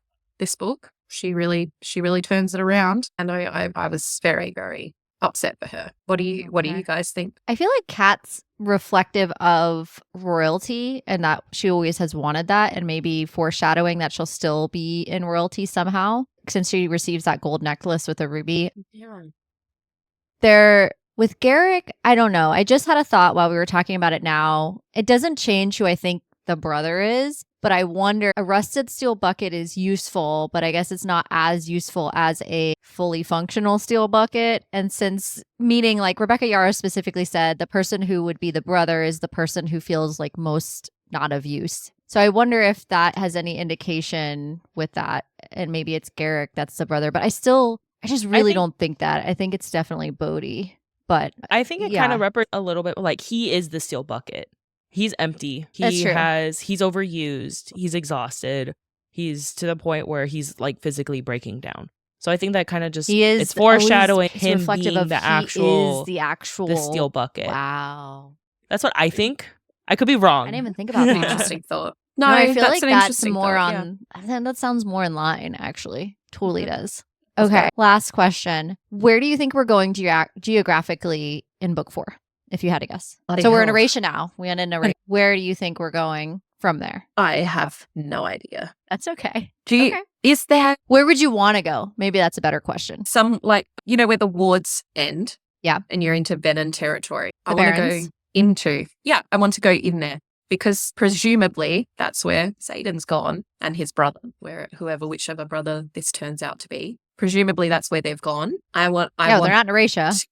hope we get more Zayden's point of view so we can find out what goes on. Is there a Venom school where they learn? Well, I think there is, isn't there? Because They have That's a sages. Violet and- look-alike. Yeah. Yeah, What? they So have how do you levels. pronounce her name? How do they figure Yeah, out? I can't say that word without Theophany. stupid. But okay, so but she kind of talked about it a little bit. So presumably, like they would somewhere, like they would be converging somewhere, like their armies and whatnot. So I want to see where are they going? What's their structure? What's their? I So hope we're we going- get Zayden's point of view. Impart Zayden's Yeah. point of view to the Barrens. Yeah. I love it. I'd read You it in like a split heartbeat. point of really view? for hope that. so. I know a lot. Yeah, That's kind of I'd love it. controversial because some people they're Mhm. like, no, it needs to be one I point of do. view. Split is like confusing. Do you? I like prefer- split. Split point of is view. 4 Okay. for me. I think I've probably read more books that had view than none. But I think in order because Zayden and Violet are separated, I would feel probably like disconnect if we had a heap of time where it was just Violet and we have no idea what's going on with Zayden. I probably wouldn't like that. Okay, so that wraps up our Onyx Storm questions. I'm going to hit you now with some Quicksilver questions because we're just going to do one to wrap things up. But Okay. Quicksilver has obviously taken everything by storm. It's already gotten picked up by Netflix. It's Quicksilver by Callie Hart. We are just starting our deep dive coverage of Quicksilver, so we're super excited. It was my pick, and Michelle will get the next pick. But this one was my pick, and I pushed her to read it. And she's like, "It's a 20-hour long book on Audible." I'm like, "You're gonna like it, I promise." And so there's my question. You did some segments covering, which were awesome. I totally watched them, which were all your different coverages on your Instagram, which if you guys don't watch Tegan's stories, that's where it's at because she'll go book by book. I watched all of her Crescent City coverage. I need to know what's going on. I need your perspective because you have such good viewpoints and I'm always here for it. What did you love about Quicksilver? A few things. I mean, as like I've talked about before, I love a humorous character. Okay, and Carry On was just really funny. He had some really good one-liners. Oh yeah. Yeah, that was good. But it just intrigued me that Kingfisher was a real asshole, like for a lot of it. And I was like, you are not acting like what I normally expect an MMC to act like, you know, like this isn't really typically how it goes because he just kept being not very nice. The whole, like, through so many situations, I was like, this is the moment he's going to turn it around. And he didn't. And I was like, why does everyone love this man? He is not nice until pretty far through the book. Then everyone started kind of, it was like lifting the curtain and changing my whole perspective on him sort of almost right at the end. That's what intrigued me because I was like, are so different to how I expect a lot of the male characters to, but also every main male character. By the time Kingfisher turned it around, they were all amazing. His best friend, what is his name again? Renfist. God, he's amazing. Isn't he? I love them all. I was like, honestly, if you put it to me, you'd be like, which one would you like to end up with? I'd say all of them. Make it a why choose. We'll come back. Why choose? Yeah. Thank you so much for joining us. That's all right. My We'll pleasure. have you Thanks for back on having me. yet. All right. All right. See ya. Bye. Good evening. We are interviewing Valerie tonight, all the way in Alberta. Welcome back, Valerie. So happy to have you. Thank you so much for having me. I'm very happy to be here today. And what's your handle so all of our listeners and viewers can go ahead and give you a follow? Perfect. Yeah, it's Valerie and Natalie, just with an A at the end, so they'll easy to find. Definitely make sure you go ahead and give her a follow. So we're going to start with our first Onyx Storm question. So what was your favorite moment in Onyx Storm? You guys killed me with this question. because I feel like the whole book is my favorite moment. So I really had to think about this and I narrowed it down to 3, but I'm going to share one Okay. and it'll like peter out to the others, but I'm going to try But really now hard. we need all 3. I know. You can't Yeah. say that. So I have to, my top moment is when they were on the Isles. There were just so much, obviously, and I know that's majority of the book, right? That's where so much happened. I loved when they were in Hadidas and they were meeting the triumph. Oh gosh, I'm gonna butcher this. The triumvirate. I don't know if it's virate. One of those words where I'm like Michelle, help her out. Triumvirate. triumvirate. See, thank you. That's actually so much easier than what I I was listened saying. to the audiobook first. So I got all the names down because I listened to the audiobook first. It's the only way I know. Okay, so I loved, and I think so many people love this moment when Xaden is talking and they're asking him why he doesn't have a contract, marriage. And when he finally said, oh, I'm going to create a contract, but it's going to be like a lifelong contract. And the name is Violet Sorengale with 2 R's. Like that was the start of my favorite moment. And I think I love that because it just brought out Xaden's sassiness and like his It was love. witty. It was witty, right? And they were all shocked, like he's saying. And even Violet's looking Mic at him drop. like, what is he doing? And then he just doesn't care what people think. He's unapologetic in everything he does. And this was like one of those moments. But that whole scene in general, when they were there, I feel like you got the mic drop from Xaden, but then you got the mic drop from Violet with her figuring out the whole chocolate cake situation. Your girl had a plan. She had a plan. And there was this moment in there where when Garrick eats the cake, Xaden is so scared. Like it's one of the first moments I think I've ever in the entire series have seen, or I guess read, Xaden be genuinely fearful of his friend. And the way there was this moment where he looks at Violet and you could just almost picture like pleading eyes looking at her to save him. You're the only one who knows how to fix Like, this. don't let this be another Liam. Exactly. And you can tell his hands are tied. He has no idea what to do. He has, and I think it's one of the few times we see Xaden completely vulnerable and at someone else's mercy.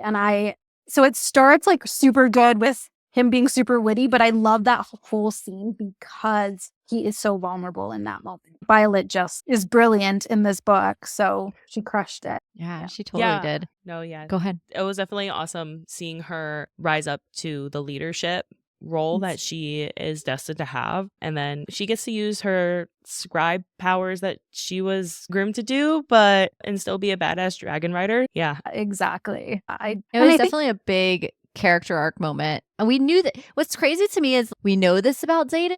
He's never not been this way. No. But for every time he does it, we're all like, oh shit. You're like looking at it like, here he goes. You're like all excited. But you're like, know that he's going to do this. But every time I'm just like, it's like tropes that you read again and again, enemies to lovers, whatever. And you're just like still on the edge of your seat and you need to know what's going to happen. And Xaden has been this way. This is not new. He's literally been this way since Fourth Wing. And still, and Hedonis, to your point, I was like, oh, damn. Okay. Yeah.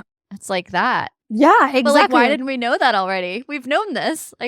It's just the way he's written and like his character. I agree with you. It's so good. It's so good. Chef's it's kiss, so good. For sure. This entire book, I feel like Xaden could do no wrong. There was nothing. He was perfect. He was perfect. Did you feel he was like a little bit mopey? A little mopey Yes. Xaden? He was very Okay. mopey Xaden. Yeah, he was sad. Like I genuinely, like this book was his goodbye. Like it was his love letter to Violet. It was he gave it his all. Valerie. Yeah, he gave it his all because he knew what was coming. So he tried to make every moment special. I haven't thought of that in No. that perspective. That's beautiful. Yeah. in that. No, it's not. It's actually really It's devastating. hurtful. It hurts me to Yes. hear this. Yeah. Yeah.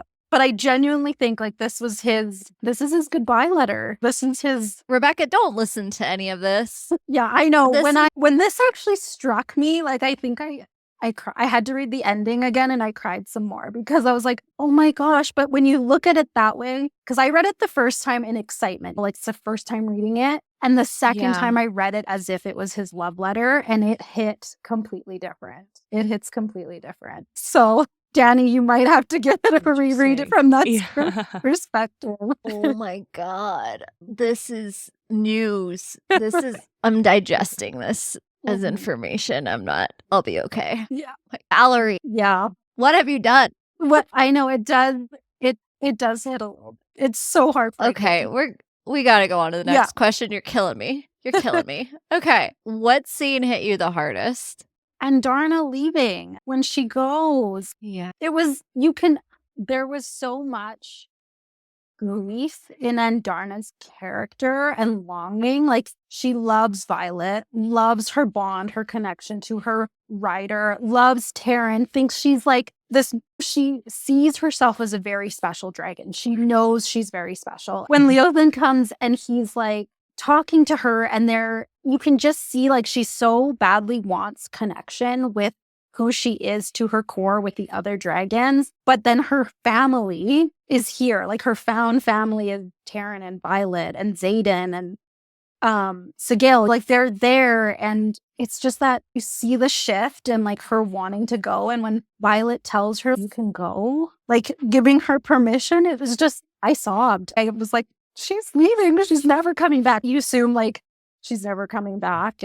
But that moment crushed me. That's So, fair. and then she comes back like just a couple of chapters later. So I how know. long do you think she was actually gone for? I think she was gone for a very long time, actually. I think that being with the Irids healed or allowed her to regain her magic of stopping time. I don't. Interesting. So I actually think she was gone for a lot longer than we think, because they told her that she needed to be gone for at least a couple years, everything she needed. And I think she was gone in her time for a couple years. She came back bigger, more powerful, and more knowledgeable. And Yeah, we don't know how big she is at all. That wasn't referenced at all, how big she is. No, That she's but I just think there. when she returned, there was something about her that was surprising. And so I'm assuming it was her size, or maybe I don't know, but I think her ability to stop time, or maybe just Irids in general, have this ability with time. Like, maybe that is something that's very common with them, but I do think she stopped time, or they had the ability to speed time. So she was actually gone for what seemed like maybe a couple weeks in the book, or I don't know that much, but I think she was actually gone for a couple years in her time. Okay. Valid. Okay. I agree. Agreed. Yeah, we do too. Yeah. We also think that there's definitely something to that. All right, so third question is, who was your favorite character in this novel? I could say broccoli, like everybody else has been looking. Like, originally, as I was reading it, it was Riddick, just because he had such a character arc in this. Like, he really came. But What?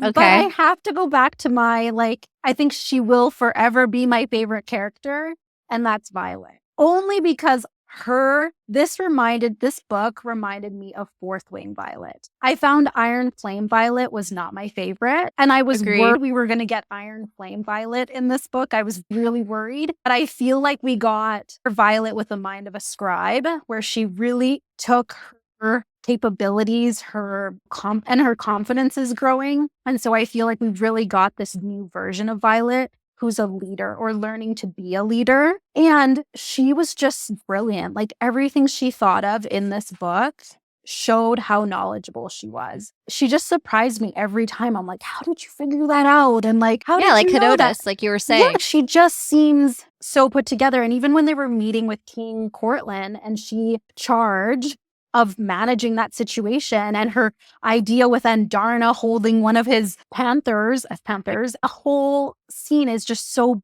brilliant. She was just so intelligent. And I think we got of Scribe Violet in this, and that was a really nice addition to her. So I'm excited for book 4 Violet. If she keeps this going and doesn't become Mopey Violet again, we might get some Mopey Violet, which is Are we concerned with what happened at the end of this book that we could get Mopey Violet? Obviously, she asked to have her memories erased. Obviously, Violet knows something that she knew she couldn't know.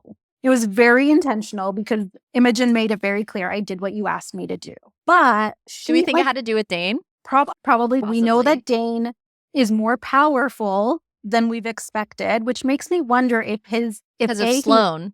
she makes Yeah. that comment. Which makes me wonder if he has a second signet we don't know, or if his memory recognition is not actually as simple as he says it is. And he's maybe more of on the intrinsic side, but because his dad is Colonel Ados, they know how to hide this very well. And so maybe he is more powerful. I mean, we know he is, but like maybe his memory recognition is more powerful than just touching. Like, Mhm. Side maybe question. Do you think Yeah. there's another betrayer other than Panchek?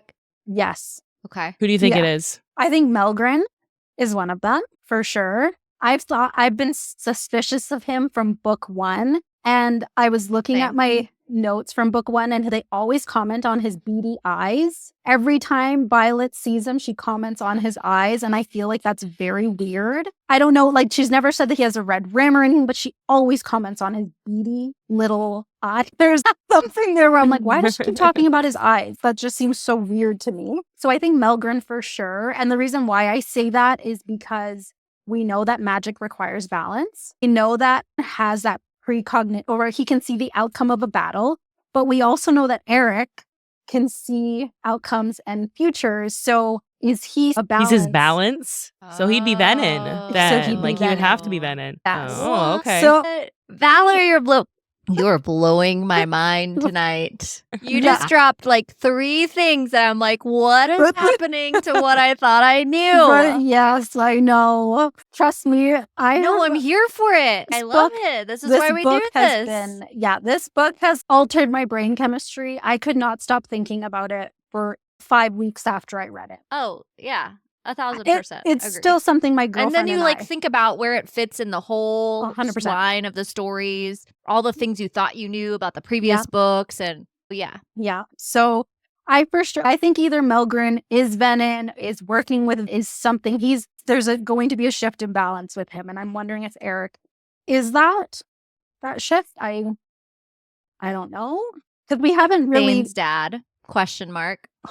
Dane's dad. We don't know his signet We don't know anything at about all. Dane's or dad. his dragon. We don't know No anything about shit. him or his mother, I will say. They are completely Mhm. That part. There's nothing to know, which is why I was guessing, does Dane have a second signet? Is this dragon mother's? Is his mother alive? Is his mother a rider? There's something about his mom that we don't know either. And I'm like, that's really suspicious. Oh, that it's we super know deliberate. that we know none Mhm. about them. So he's high up there on my sus list. Yeah. I don't for know sure. if he's full like rebel in the sense of he seems to want power so much. He's always looking puffy and red, though. Yeah. He just Mhm. and is so highly emotional. Like he's Yeah. so pissed off. So now we're gonna play Fuck, Marry, Kill because why Sure. not? Why not? So we're gonna give you 3 characters. Michelle's gonna give you 3 characters, and you're gonna tell us what order you would like to put them into the Fuck, Okay. Marry, Kill categories, and then you get to hit us back with 3 characters of your choosing, Okay. as is only fair. All right. So first one is going to be Zayden, of course. Second one, Bodhi. And third one is Riddick. Ooh, Okay, I don't know what I would pick here. This is tough. I think I've got it. And it makes me still sad Okay. that I have to kill one of these. But obviously marry Zayd. Really? I would. All right. Okay. I don't know why, but that's where my brain went. It was like that gut instinct. I'm like, I'm going for it. The man is loyal and he's a duke. He's also a shadow daddy. What's not to like? What's not to like? Exactly. Not here to judge. It's true. Bach would be Riddick, only because he made the comment about him fucking with a third No. year. Third year. Bodhi! Yeah. And this Oh, one Bodhi! really, really Riddick is a good devastates me. time. Yes, exactly. Riddick is a good time. This one really kills me to say that I would Oh kill no. Bodhi. But the reason behind that is Oh. that I'm really nervous for Bodhi in general. I think Bodhi is Who's the other strong- brother? It's him or Garrick. It has to be. Like it has to be one or the other. So then I worry he's always going to be chasing Satan's shadows. Not intentionally. It's almost like it just happens. Like he's always disregarded. And I have my own What if we theory. got Bodhi point of view That would be amazing. in book 4? I hope I need so a because Riddick point of view chapter. like sometimes I That's what wonder. I need Rebecca. We don't know what Bodhi's second signet is either. He says he doesn't have one, but he for sure has one. And Oh yeah. definitely. But like, feel for him. I mean, he's always in the right place at the right time. Always. We saw that in Iron Flame with Violet. He's somehow always there when she needed him. He just, woof, oh, here I am. But he always just seems to get pushed to the side, and I just pushed him to the side as well. That's the only reason. All right. But I don't love it. It doesn't feel good. All right, hit us with your 3. Ooh, okay. I'm obviously curious about Xaden as well, because I was surprised that you guys said I would marry him. So now I'm genuinely curious what your guys' answer to that would be. And I will add Dane Okay. and Garrick. Ooh. Those will be my 3. Michelle, take it You away. go first. No, I went first the fine. last Okay. 2 times. Fine, You can I'll go first. Okay, so Xaden, Dane, and Garrick. Is that what we're saying? Yeah. Those are the 3. I know what Danny's going to pick. Can I answer 4? I know what you're going to say. Do That's you think you fun. do? I do. Okay, I think who? Okay, go ahead. Tell me, who do you think? you- Because I already you know would yours marry too. You would marry Xaden, you would fuck Garrick, and you would kill Dane. Yeah. It was a toss up on the fuck Mary part, but Mhm. yes, Right. I know you would kill Dane immediately, so that's fine. Okay. you would marry Dane, and Yeah. then you'd kill Xaden, and you'd fuck Garrick. Yep. Dang, boom. That was very good, you guys. Can you tell we spent some time together? Just a little bit of time on this book. That was very good. I'm Yeah, I actually knew really it. I knew happy you'd to kill see that Dane you'd for marry sure. Dane, Michelle, because he's coming up for me again. She's been Team I knew Dane. My guy, I've been Team Dane since the beginning because She has. he is a product of his environment, and Yeah. he's not innately evil, and he's loyal. Now that he's gotten his shit together and he stands right from wrong, Yeah. he's loyal. I agree with that. Are you a Tamlin sympathizer, Valerie? Oh, Yeah, you are. Yes, me too. I'm a Tamlin sympathizer because I also think he's a product of Oh. his environment. I think that guy He has didn't wanna had be a shit. lord. He didn't want to be a lord. Then I don't think he actually killed Reese's family. I think that was his family. I think he was just in the wrong place at the wrong time. But of course, he's there. So you're guilty by association. And then, his family is killed. And then he has a curse put on him. And this guy just can't catch a break. So I do. And yes, he makes mistakes. But hurt people hurt people. That is exactly it. He is Yeah. not true evil. He's Oh my understood, God. and my guy Yeah. needs some therapy. That's what he needs. 100%. It'll be great. I would love to see a Tamlin redemption arc. I would love to see it. I don't know if we'll I get read it. it. Coming. I'm not saying I wouldn't. I Yeah. totally would. Anything But about Akatar 6 at this point, my God. My gosh, I know.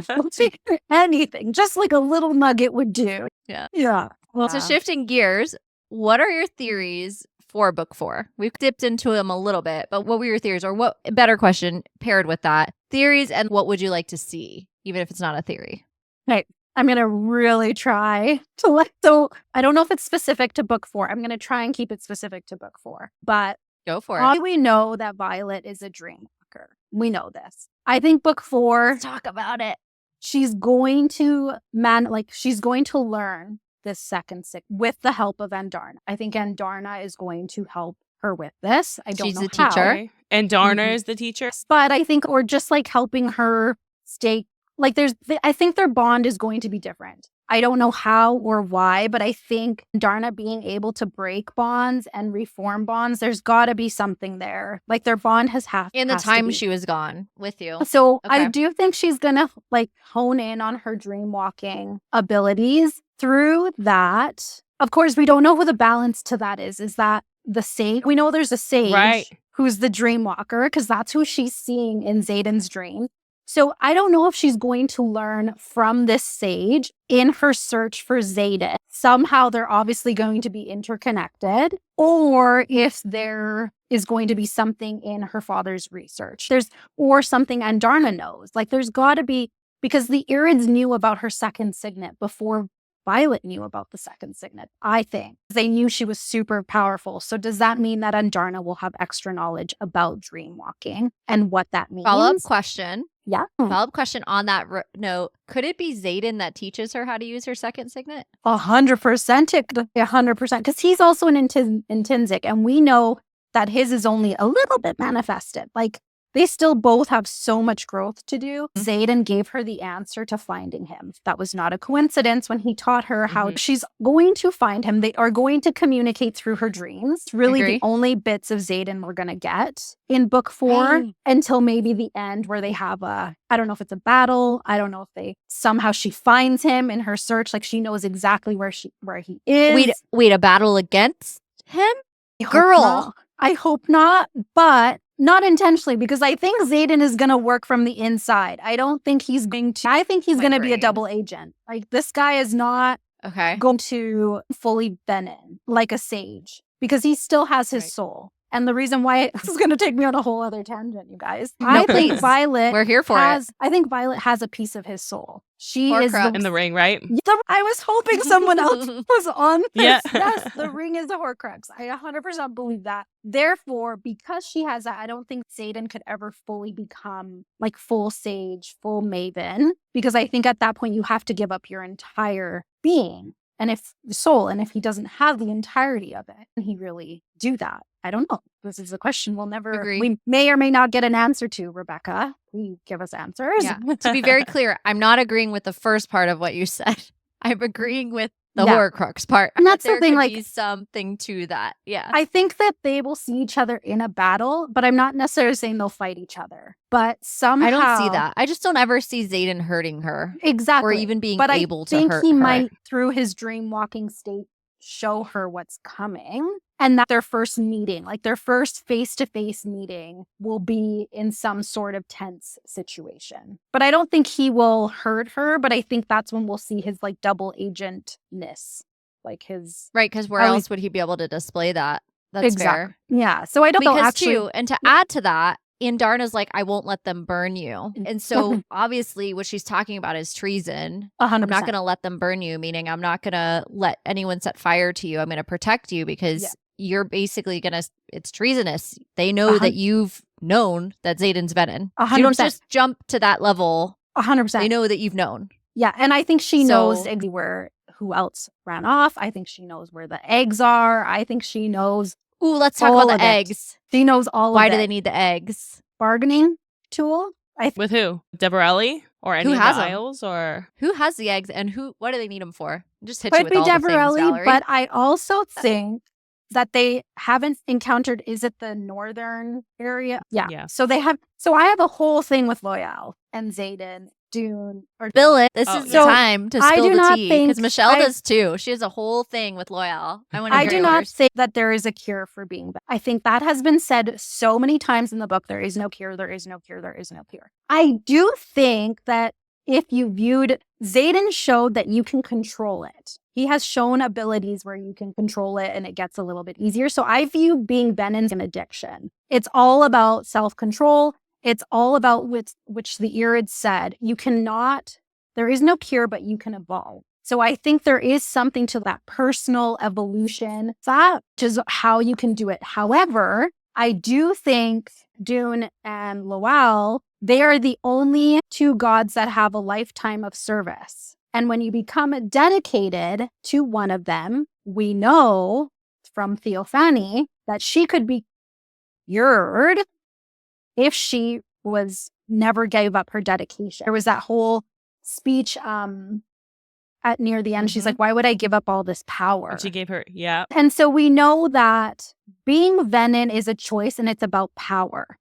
Xaden did not turn Venom for power. He turned Venom for love because he was trying to save the people he loved. And I do think that is key because if you turn for love, there is something different versus turning for power.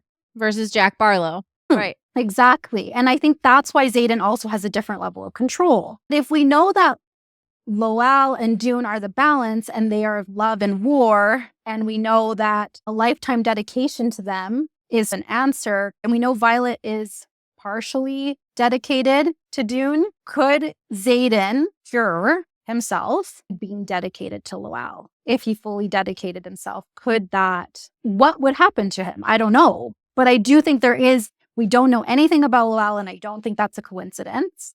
They did not go there, and I don't think that's a coincidence. I wouldn't be if the Irids there, and they didn't meet them, like they intersected their journey there because they don't want them there. answers are there. They don't trust them. Why would they? And so they intercepted their I didn't travel think when they'd they be were there. where they showed Okay. up. where they showed Yeah. up was like Yeah. in Where a they really showed up random, was like random. but they were going to go to Loal. That was their last stop. So like, why did they intercept them? What does Loal have? Like that.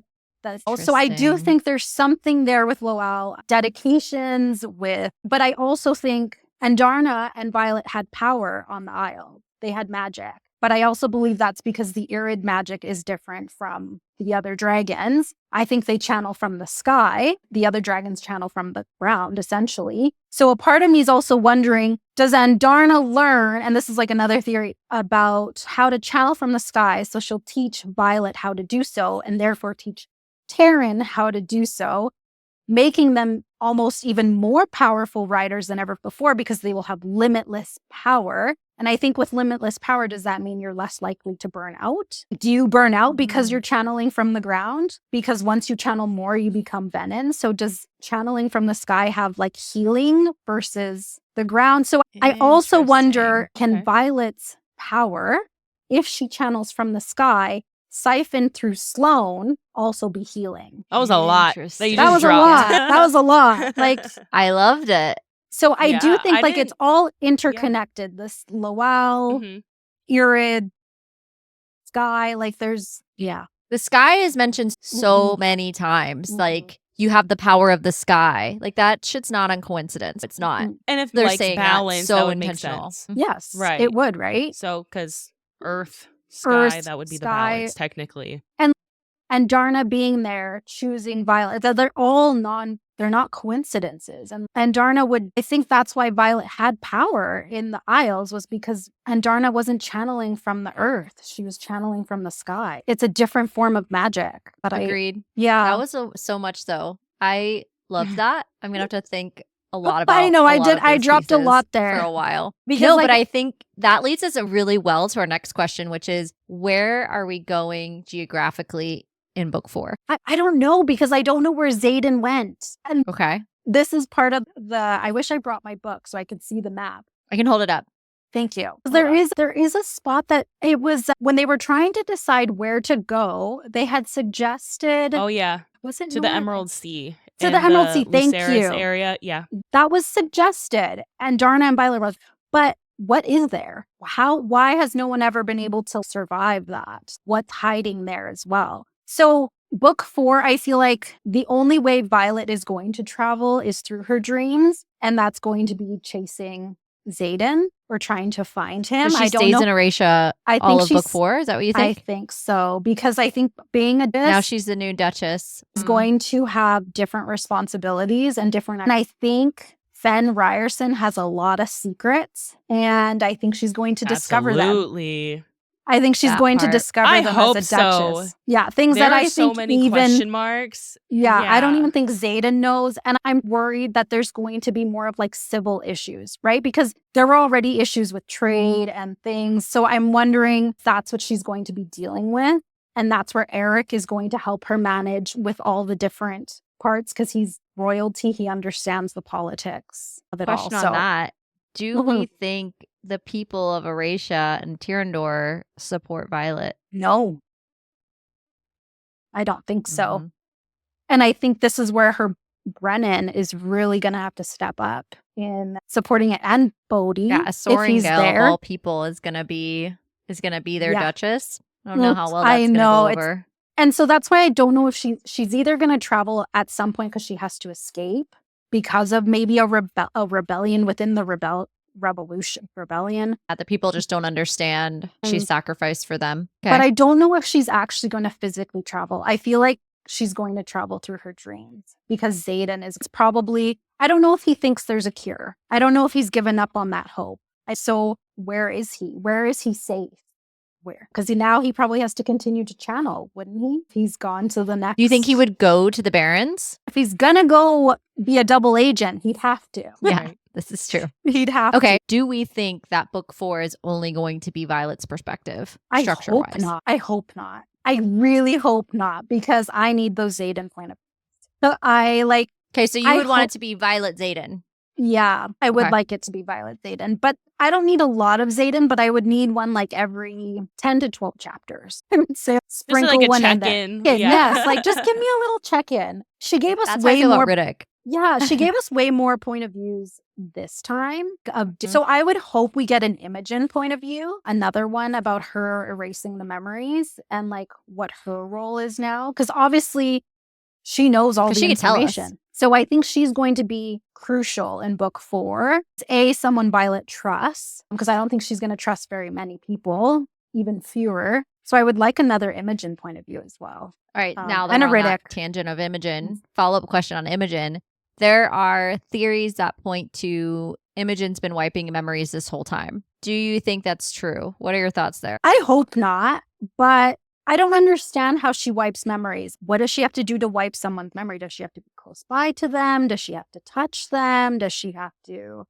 I think it's possible. Imogen was always someone I didn't trust. I remember in book 1, I did not trust her as a character. I always thought, I'm like, you're a little bit suspicious. And then I grew to like her in book 2. So I wouldn't be surprised if she did and if she was.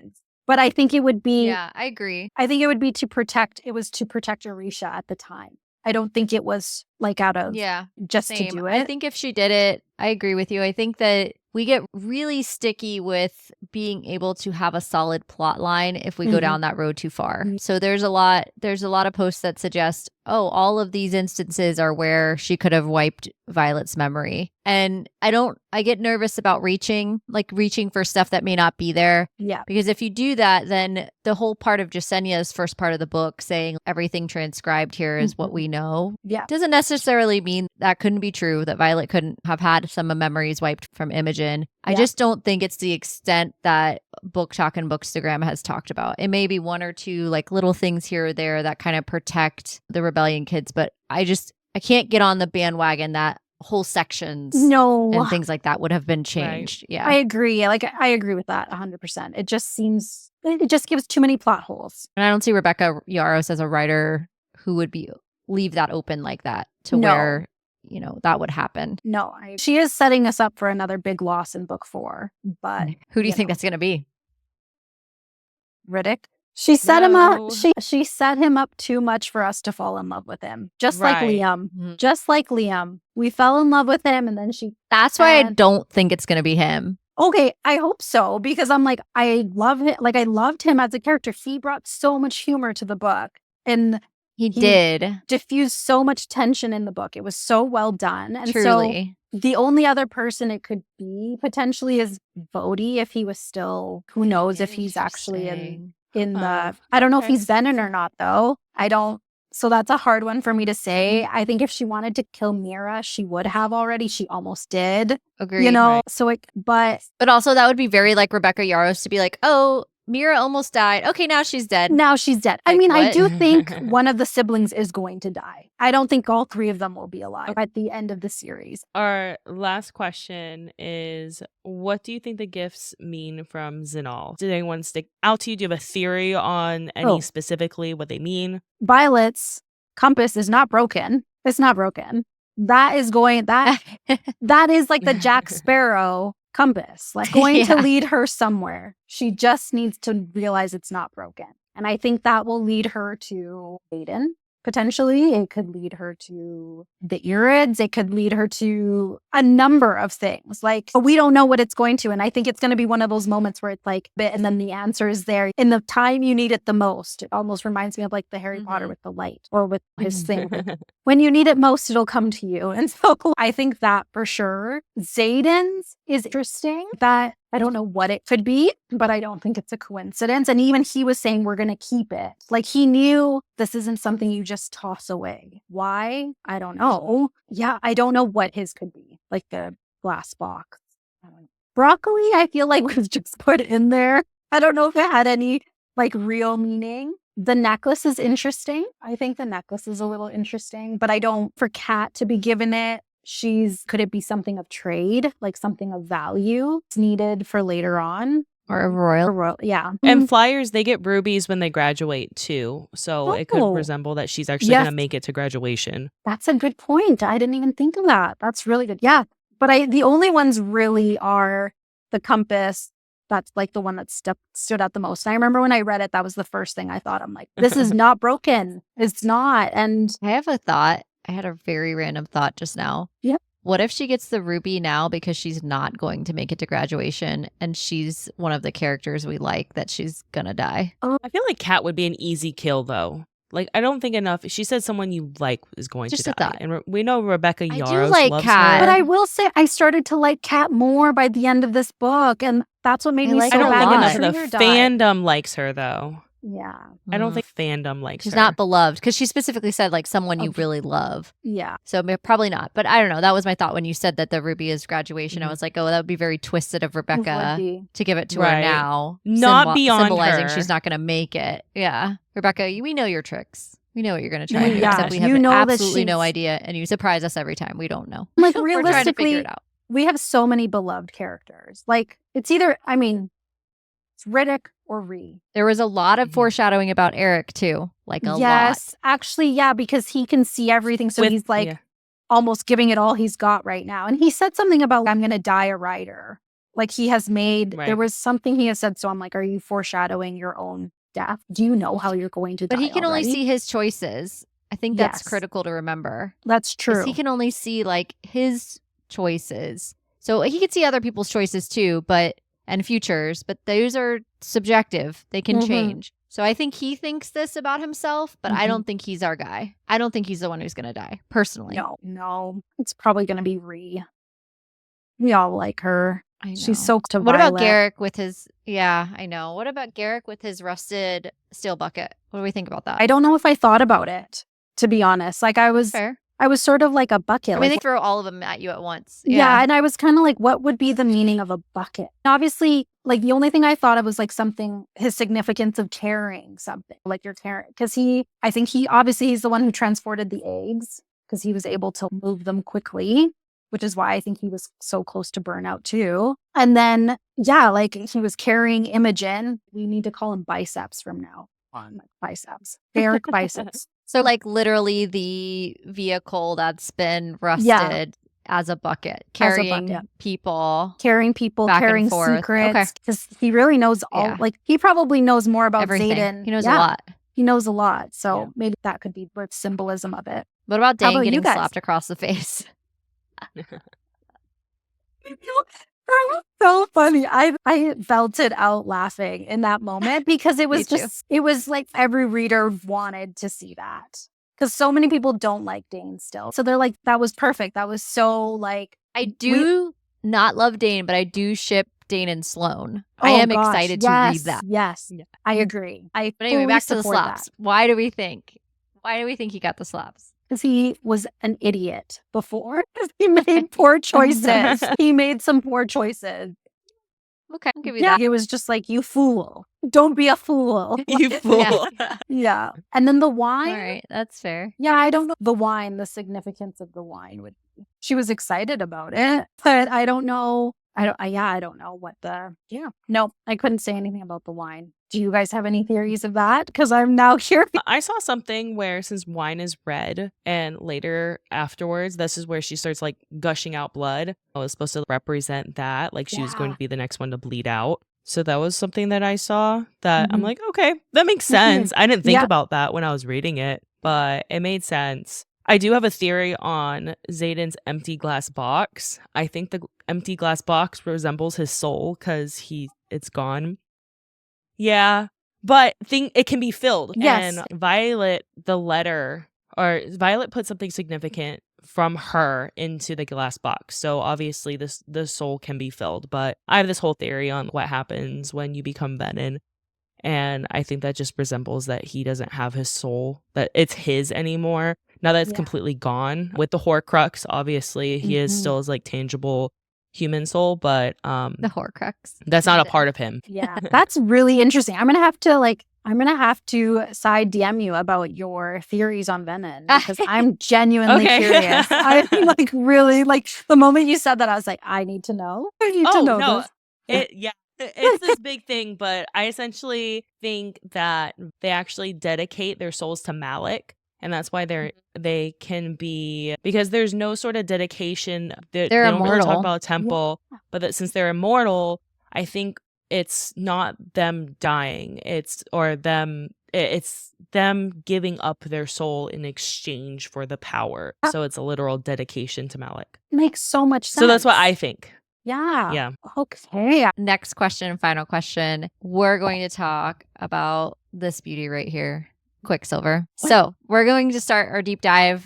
We start our first deep dive episode very soon, and we've already released our initial overview episode. We love this book, and I know that you've read this book too. So I guess what would be your star rating and like pepper spice rating and general overview review of Quicksilver? So I rated it based on listening to it on audio. I rated it a 4.5. However, Okay. I think it has room to be a 5-star read for me. But I need to physically read the book because I That's fair. know I need a reread for it because we read it actually for our book club, but I was rushed. So I was listening to it rushed, and that does impact it. It just does impact the Oh, yeah. experience. It It does. does. For sure. Especially in romantasy. Yeah. Yeah. And Gotta take your time. gotta take your time. And this book is pretty loaded. Like the magic It's a system, long book. I really liked the magic system in it. I wanted a little bit more because I'm like, okay, I feel like I had so many questions at the end of the book, but I'm really excited about the direction it's going.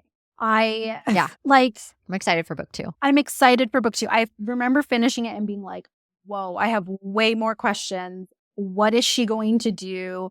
What is Kingfisher what is going to be his decision in all of this? Because they're on two opposite sides here. But they're also mates. And how do you navigate that? And so Mhm. I loved the magic system. I loved how there was just like, I love like the mixture of magic. It wasn't just like all fae or all human. Like they brought in a little bit of everything in terms of the magical systems with like the vampire piece. And so I'm like curious about that. I'm super curious about that. So I Yeah. kind of liked this like battle of that because I'm like, who would win? Who would win? Who is would the more win? powerful?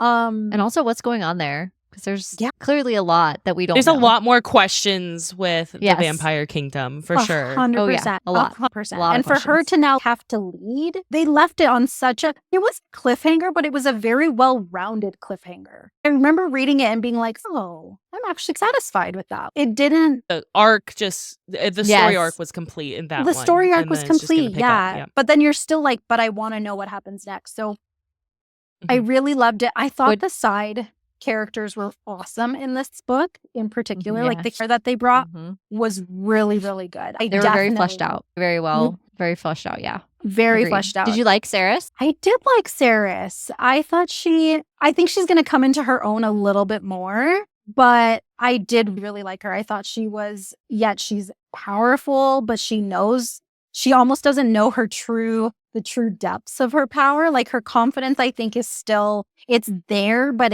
it's just missing that little piece to like get her to her full Mhm. potential. And so I'm excited for her character development. Poor girl was ripped from her life. Not that it was a very good life. No, Her life but wasn't that she great was ripped anyways. from it. Let's be It was honest. terrible. It was She was terrible. definitely homeless. So it's definitely not good. Yeah. But she definitely was then- like trying to figure herself out for so much Yeah. of this book because she had so little information on what the hell was going on. Yes. Talk about just like being put into a kingdom and you're like, wake up, you're like, what happened? And You were supposed to be dead and you like wake up and you're like not only not dead, but somebody singing across from you is also not human. yes. Just think about that. She's from a human world. So think about that in our world. Like you just Yeah. fell through a portal of metal and you wake up after having bled out and you're like, what the is going on? Yes. Like, where What? am I? What am I doing? Yes, exactly. And I loved her inner dialogue of the change from the human world to that fae world. Like even when she talked about water, Yes. I can just have Yes. water whenever I want. Like kind of details. It really makes you A realize bath the life. was like a weird concept. Yeah, and like the life she truly lived before, which also makes me wonder why Carrion stayed in that world for so long with so many restrictions, knowing what his life could be like. As a Netflix series or movie, which they're going to convert it to a movie, what are we thinking? amazing. I'm watching it. There's I'm no going to doubt. watch it for sure. I feel like a Netflix series would be better than a movie only because you could have more time.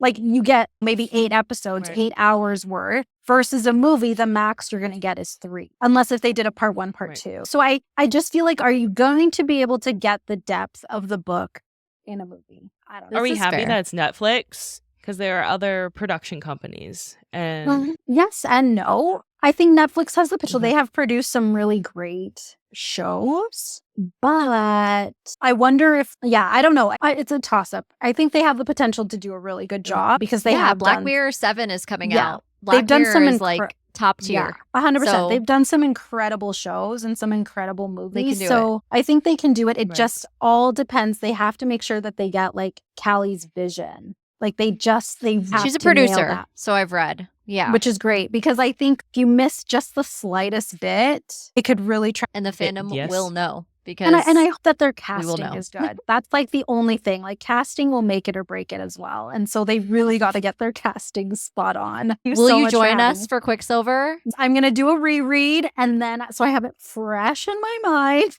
And Yeah. I will absolutely join you guys. Yeah. I Thank would you love again to. for being Awesome. here. Yes. We love Thank having you you. for having me. Thank you so much. All right. So for this segment, we have Natalie with Nat Just Cakes with us tonight. And I'm so excited about this interview. Let me tell you, the fact that you combine like 2 of my greatest loves, books and baking, is just, it blows my mind. So welcome. I'm Natalie. Nat Just Cake is my name throughout all of my social. It is my business name. And pretty much over the last 2 years, I have combined my love for cakes and books and began to make book cakes. And so that's what I do primarily through my business. Awesome.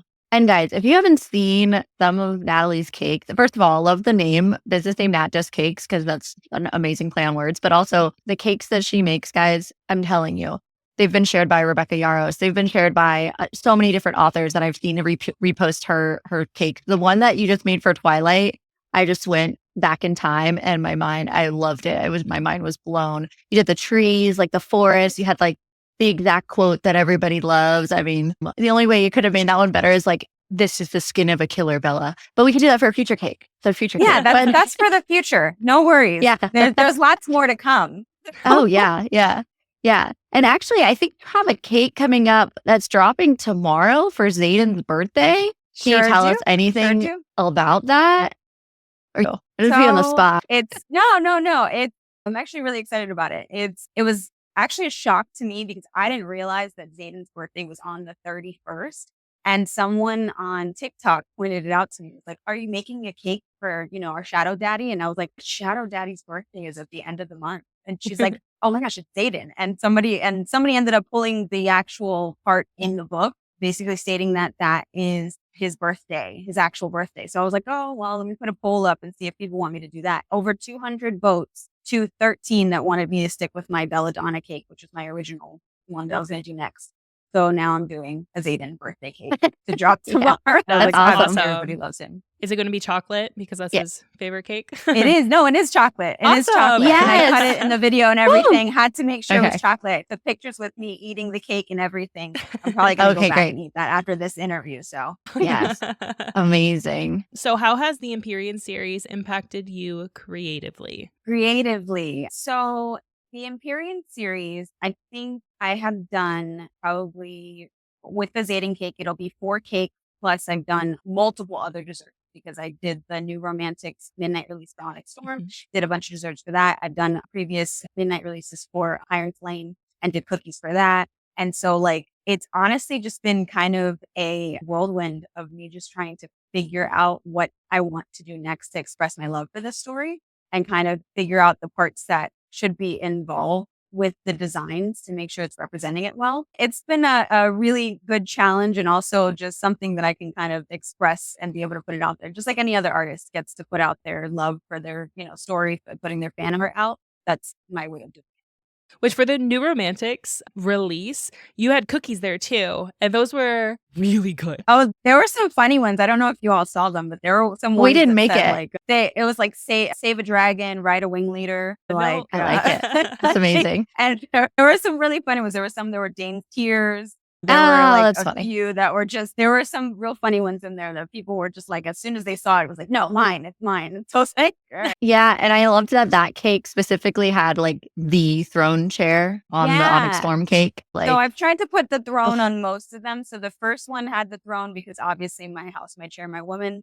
And then Mhm. the second one, I had to put the chair on there because it was like almost like symbolism with the venom behind the chair, kind of Yes. symbolizing them like this power struggle in the story because I didn't know what was going to happen in the story. Right, So we it didn't ended know. up being like, this was just kind of like a cake to represent what we expected to happen. So that went on there. And then now with Zayden's birthday cake, it actually has a little throne on the top as well to represent him because he's now Okay. the Duke. So I can't wait to see it. It's gonna be Yeah. exciting. The episode, you guys will all have already seen this cake by now because the episode will air after she releases this cake, but we haven't seen it yet. So we can't wait. Very exciting. All right. What was your favorite moment in Onyx Storm? Favorite moment for me, I feel like all of the mic drop moments were my favorite. Like there were quite a few, but namely probably the Violet moment when she makes sure that she is pardoned before they end up finding out that she committed treason, and she ends up making sure that they're pardoned beforehand. So basically just be like, oh, sorry, can't do anything about it now. And that part, as well as Zayden knocking Halden down and throwing him across the room because he touches Violet's hair, and then him going and basically pissing off Halden so that he can grab Violet, take her to his room. For my top threes. All Ooh, good ones. Halden. Yeah. Will Halden get a cookie with him in the basket? I think. Oh, for sure. That's gonna be in my head now. Halden deserves a cookie or something, some type of dessert, just to like commemorate that moment. Yeah. So, which scene hit you the hardest in this book? My saddest moment, or the moment that hit me the hardest, was when Imogen was remembering her and Quinn like meeting each other and their friendship moment at the end. I don't know why that hit me the hardest. I genuinely thought that it would be something between the main characters.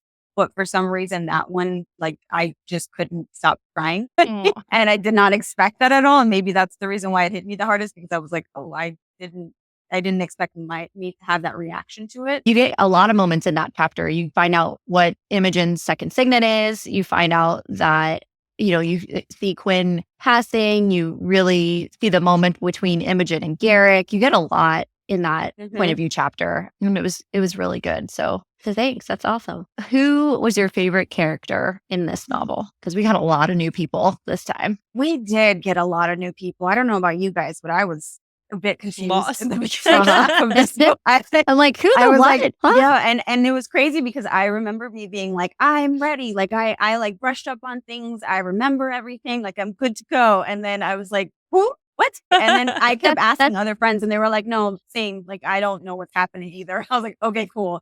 And then I guess I read somewhere that they said that I guess like she started using certain people's like last names in this book. Mhm. And then that's why it was like super confusing. But regardless, my favorite person in this book would be Riddick. Riddick. He honestly, like, I feel like he stepped up so much in this book. I love the fact that it's like you got to see a different side of him, of being the protective friend and being like just like the person who wanted to be involved in things in a serious way, but also still stayed true to his own character. I didn't really like waver from being the funny guy, but also was able to be, a good balance between the two. And I loved that. I was a huge fan. I was a huge fan before, but now I feel like it's like for sure, he's like my guy. Right. Riddick was my favorite too. He had a new depth, a new level of complexity to his character in this book. And yeah, he's still funny. He still cracks jokes, but then you see the layer of seriousness that goes to him and his loyalty, especially like his loyalty to Violet and how that started all the way from Fourth Wing with Liam kind of passing the baton to him and how that just kind of rings true throughout. I love me some Riddick. So let's play Marry, Fuck, Kill. So which character would you marry, fuck, or kill? I'm going to let Danni pick for you. Right, okay. I'm ready. I'm going to say tough, which by the way, I love your silver one shirt for Taryn. Thanks. I was trying to be in character. I have one shirt. I like it. And I Love it. Does that say world tour on it? That's It amazing. does. I love it. Okay, 3 characters. So because of Zayden's birthday being tomorrow, he's going to have to be on there. So naturally, Zayden. Let's go Bodhi. There's Bodhi and Eric. So I would say I love Zayden. I would definitely I'd probably Okay. marry him. only because Fair. it's one of those where it's like, you just seem like you'd probably be a great lay, but like, you just seem like you'd be just a grumpy ass like person to be with. Over time, I'd be like, all right, I need you to stop sulking. Stop being Let's brooding. move forward. Like, exactly. Stop brooding. Let's move forward. And you said Bodhi. I would say marry Eric, because he just seems like just seems loyal. He seems like a very upstanding guy. Like, he'd be able to freaking do my taxes and, take care of shit around the house, and I'd be happy. And then Bodhi, I don't even know if he's like been in now full force or anything. So Dang, that's cold. Take Booty out like that. Okay. All right. You give us 3. So Sawyer, I have to give you Xaden as well. And Garrett. This is diabolical. Michelle, you go first. And you have to give reasons as well. Okay. Okay. So I'm going to say, so I would fuck Xaden for the same reasons. He's too broody. He's too, You're like, so he's much great for Violet. baggage. Just so much yeah, exactly. I love him for Violet, not for anyone else. He has way too much baggage. I could not. But yes, like, he's packing. So, Passionate. yeah. He knows what he's doing. Yes. Yeah. I would marry Garrick because of his loyalty, and he's always around and supportive, and he's funny too. So I think he would be just kind of a good partner to have. And then Sawyer. Sawyer's been such a, like, I know he had his character arc this story, but it was like so minor. Like, he's like, I don't dislike Sawyer. He's just kind of like a mid character to me. I definitely have thoughts about Sawyer. Okay. That I'd love to talk to you guys about later, but I have thoughts about him. Like, Okay. theories and stuff. But Do we think him and Jasenia are endgame? I do. I think so. Yeah. I mean, she lost the last Rebecca one. Yarros seems like she's like, Yeah, she lost Liam. yeah. Oh my gosh. No. Let's give her something. Poor girl's been through it. Okay, so I'm going to do the same as you, Michelle, but I'm going to swap who I'm going to, yeah. So I'm going to marry Xaden. I know he's got some baggage. I also feel like, I can fix him. he's a Duke of Tyrandor. No, I can't fix him because there's no fixing that. But I do think being that, realistic. yeah, he definitely, some things going on, but I feel like at the end of the day, he's super loyal. So I don't know. We'd have to work it out. But also it's weird because he's so endgame with Violet that even saying that out loud feels like wrong somehow, but these characters aren't real, so I'll be okay. Anyway, then fuck Eric. And then I have to kill off Sawyer too. I don't want to. Oh my But I gosh. feel like I don't have any other choice here. And not because I want to, because I really truly don't. That was tough. Because I have to say, I was almost like kill Xaden, marry Sawyer, and we'll switch those. And I really couldn't commit. So I would have to say that was one of the toughest ones that we've done so far. Yeah. All right. It's Yay. impossible Well, choice here. I'm glad to be the All right. What do you think the gifts mean significant wise? Do you think they're significant? If so, what are your thoughts on that? honestly, like, I don't feel like I can't really say for a lot of the other ones. I do think that Violet does have a big significance. And there's like, obviously I've gone through the rabbit hole of all the different, theories and things like that. But I remember there's like a few of them that kind of stand out. And one of them was the fact that throughout the whole book, Xaden and Violet kind of keep referring to each other as each other's like true north. And she keeps talking about how the compass was broken and the fact that like at the end, he's not there. She can't remember. She doesn't know where he's at. And she, there's a lot of theories that kind of predict that she's going to go on this like journey to basically go find her husband. And so with that, I feel like the compass is going to come into play to be able to kind of guide her in that direction, because obviously the gods have something to do with every aspect of that. But with the other stuff, it's kind of hard for me to like have to believe that they have something to do with that, because like Traeger's death is just nothing that I can like ever be like, oh yeah, that was for a reason. It was like, no, I just feel like he died. It was so out of pocket, so out of what I would have believed was going to happen when they got there. And probably like the person I expected to die last out of everybody that went in that group. You know what I mean? Like we just got to know him. Well, that was it. I feel like it was like, if there was more time with him having gotten to know Kat, or like us to get more of a glimpse in their relationship and kind of get attached more, like there would be more of a reason for him to die. I feel like how Liam, we got to know him. His death was significant. There was like a significance for like killing him off. I feel like Traeger's death was just like, she's finally getting over Xaden. She's finally moving on. She's like, she's finding her she finally has happiness. somebody. Mhm. Yeah. And then it's like, you just murdered him. Yeah. No Why? happiness for you, What was the Kat. point Rebecca's of like, that? I know, Yeah. poor And I'm just Kat. like wondering like where that's going to go. Like, I really do hope that like she gets a love interest or something happens for her, because that shit just broke me. I was like, damn, like you can't get the main guy, can't get the side guy, and anybody. I know. Yeah, poor poor Kat. I Kat. really like Kat as a character, actually. I like her a lot. So for her, yeah, it's rough. Okay. Do we like broccoli? Are we team broccoli? My I question. love Do we? broccoli. Love broccoli. Do you guys like broccoli? Of I course. love broccoli. Yeah. Oh, What's not to I'm wondering like? where he went. It was like he was there for like a little while, and then I'm like, I wonder if he's with like hanging out with the dragons. He's with Drake. He's just like this. Oh. She confirmed Yeah? that Okay. she's with Drake, and so he's safe. No worries. Okay. About broccoli. Everybody was freaking out about that on the Onyx Storm Yeah, tour. They're because- like, you gave us a kitten and then nothing. and he disappeared. And you're in an area with dragons, so it's not like we're like in a safe space. It's like we're in a place where people are getting Yeah, did he murdered, get and you have a kitten just smushed, roaming around. Exactly. Okay, so what are your theories on book 4? So what's going to happen next? What do you think? Wow, book 4. So back to like the whole Sawyer thing. Yeah. So Oh, boy. genuinely, like so like my own personal theory, which I don't have very many of those. I'm not somebody who really like predicts things. I like to just go into books and be like, For the vibes, right? show Here me for what the we're vibes. doing. I don't know what we're going. I was like, I don't know about you guys. I'm totally not somebody who tries to make up theories because I'll just disappoint myself. But with Sawyer, I genuinely feel like it's like how Riddick basically stepped up this book. Because the last like 2 books, I feel like Rhiannon was kind of the main friend. Like she was the friend who was like, that was Violet's chick. Like that was the one who was there with her all the time. And then everybody else, like Sawyer and Riddick, were basically like part of the friend group. But like as an individual friend to her, they really weren't like with her by themselves and acting like as if they are her friend. Riddick stepped up in this book. So I kind of feel like it's only suitable for Sawyer to step up in the next book, for him to kind of have his shining moment, so that by the time we get to the 5th book, it kind of like each one of them has established their friendship with Violet and their significance and who they are in her life. And so like Dang. that's my prediction, that he's going to step up and be more of a main character, especially now because he can like relate to her and on the, like struggling with his and things like that in a way that like the other 2 really couldn't understand her with. So I really do think that he's going to be that friend to her, and he's going to be more of the center focused friend in the next book.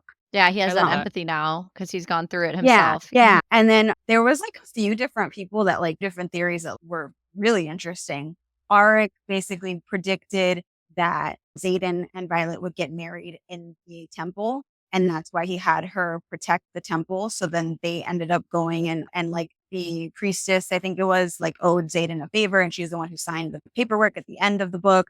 So it's going to be basically like something to do with maybe her becoming a goddess or something like that. And I was like, well, I guess we'll see. My only one is really the Sawyer thing, but I don't really know about the other stuff. But Yeah, do there's a you lot guys have to it. any theories? Oh God, we have hours and hours Yeah. for this book. We have a lot going on. I think one of my favorite, more recent theories talks about who, and maybe this is a question for you. Rebecca Yarros in her interview said that there's only one person that can train Violet's second signet. We kind of debate who that person could be. Okay. Some have said Berwyn, but I don't see Avenin doing that. I think it's Xaden who's going to be I would think it's the Xaden. one teacher that's going to help her, and that's how they're going to talk throughout book 4. And I wonder if we're going to have like multiple points of view, because I would love to have, I don't know if you would, but I would love to have like a Violet for most of it and like pit, parts of Xaden throughout. So do you think that Xaden and Violet are going to be split throughout book 4? Honestly, like I think that at least like half of the book that she's going to be like kind of going after him. It's weird because like and I know that there's probably been a few people that have made this comparison, but I don't know if you guys have ever read the Vampire Academy or like any of that spin-off series, like a YA series. But there's like a lot of comparisons when the end of Iron Flame came out. There was a bunch of comparisons to that book series. And in that book series, like the guy basically turns into a vampire. He basically turns into a villain. And then she goes on this whole journey to go find him and like basically hunts him down. throughout it. And throughout half of the book, they're not together. And then the other half, it's like her kind of trying to bring him back from the depths or whatever. And so I kind of feel like it's going to be one of those things where it's like she, obviously not the same, but it's going to be kind of following that pattern where it's half the book of her kind of trekking and trying to like maybe, I don't know, like, what is it? Like trying to hunt him down. I don't want to say hunt him down, trying to like sleuth or find clues to where he's at so that she can be able to find him and then bring him back to maybe the temple or wherever it is to try to bring the cure. Or maybe it's going to be half of it her going to get the cure and then the other half trying to go find him. And then at the end, we end up getting them together. I'm hoping not, because I don't really want her to be away from him that whole time. Why do you think Imogen wiped her memories for 12 hours? Oh, man. That's an off-the-cuff question. So I feel like part of it has to do with the fact that, like, obviously there are people like Dane who can, who can try to get the images from her or whatever. And maybe it's kind of like to make sure that she doesn't have any, like, there's no like liability on her. Like, it's like, you can't remember it. So you can't really be tortured or, anything taken away from you because literally, nothing. And so maybe that's something that they kind of like concocted together where it was like, hey, I'm going to help you escape. And we're going to make sure that I'm married to you so that I can get, your territory and everything is safe here. But, I'm going to make sure that, and he's also in the same like breath trying to make sure that she's safe while he's gone. So I feel like it has more to do with just protecting her while he's gone and making sure that nobody can like torture it out of her or try to, manipulate it out of her or anything like that. Cause it's like, you literally know nothing. Michelle, tell her your theory that had me completely. Ooh, I want to hear it. Okay, so part of my theory, or a theory that I have, is Imogen wiped Violet's mind, but she also wiped Xaden's mind of all memories of Violet because he is now a maven, right? He's like upper level, which means he's like fully turned, and he doesn't want her to go and find him and see someone that doesn't remember who he is. So because there's no cure, like the dragons have said, there's no cure, there's no turning back. He's like full on like, and I don't think he's fully evil, but he's like fully turned. So that's like one theory that I have, that it's for her protection, to your point, but it's because there's another level to it, that Xaden is actually like, he now doesn't entirely recall parts of her. But I think that would be heartbreaking. I don't necessarily want it, but that was just a thought that I had. Like, what if she's searching for him and like she then has to remind him who she is, and that's why like his soul is in that ring. So once she like parts of his like a Horcrux essentially.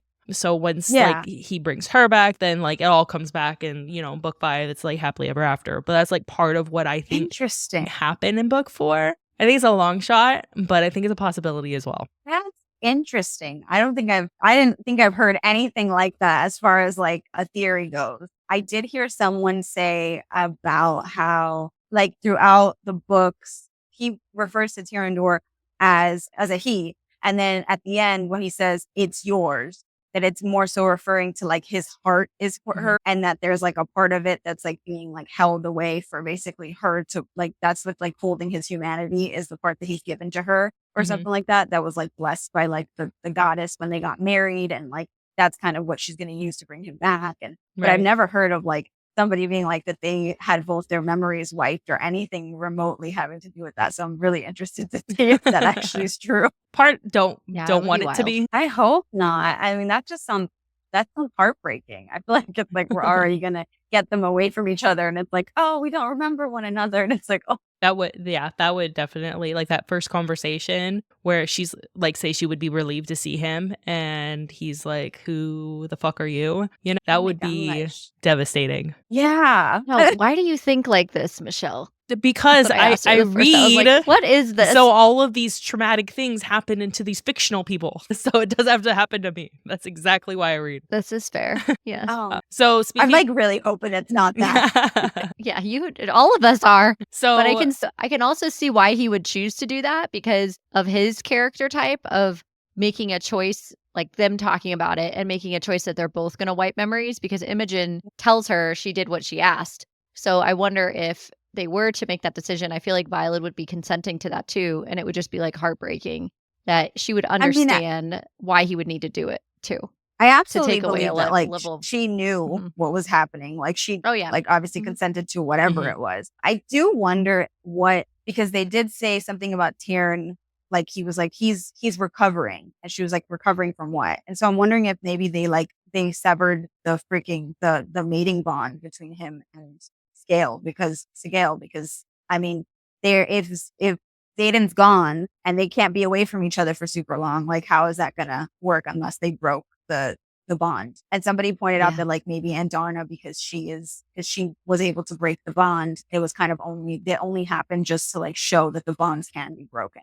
Mhm. Yeah. Yeah. Like, And then also, like, on that same note, if they're no longer tied, how does he dreamwalk into her mind again, since they don't have that bond anymore, if that's true? And who is her teacher then? Who teaches her signet? Or has he figured out a way to kind of master what his master on the Venom side can do? Because obviously that guy can dreamwalk. Maybe we're gonna see some kind of evolution there with that. if he can, like, obviously communicate, like, mentally, like, he can read minds and stuff like that. And we've already seen that Theophany, still held her signet into being, turning Venom. Then wouldn't it be kind of logical for them to have that bond through that, because she can go through it. It's like what is it? And it's an extension of that same signet that they both have. So I feel like that would probably be the reason why they could still communicate through a dream, would be because he can still use that signet that he had in life. And then she can also walk through dreams, so they can mentally communicate.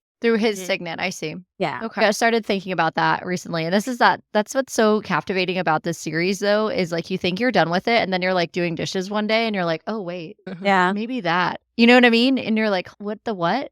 And you're just like have this moment where you like start to piece things together. And it could be absolutely nothing. And then you're like, well, maybe it's something. What's there? These Easter eggs and like the way that Rebecca Yarros, weaves this Empyrean series web, and the fact that it's the Empyrean series and not the writer's series.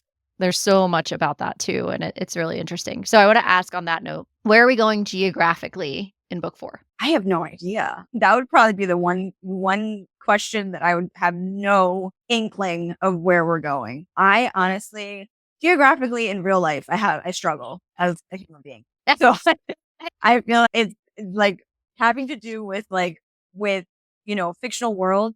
I'm so that person that has to like continuously go and look at the map over and over, because I will be like, where are we? What just happened? Where? I thought this was near here. No, that's over there. So I genuinely have no idea. Do you guys have any ideas? I just want to say on that note, we spent a good deal of time talking about how frustrated we were that there was not an updated map in this book. Okay. Yes. Yeah. Because we were like, where the fuck are we? Like, Where's the what? map? And I'm going back. It's the freaking map, And I hope Rebecca She gives was on us a really, map. really tight schedule for this book. It was probably by the time she was Yeah, done, it was and like the end. Well, and she's like, I'm done. Right. And I think she wanted to just protect spoilers as well, because that's, if she includes the Isles, then that would be like a clear spoiler of where we're going. And unfortunately, with this book release, there were a lot of people that got their hands on the book before its release date, and that ruined it for her, which is awful, but it also ruined it for other people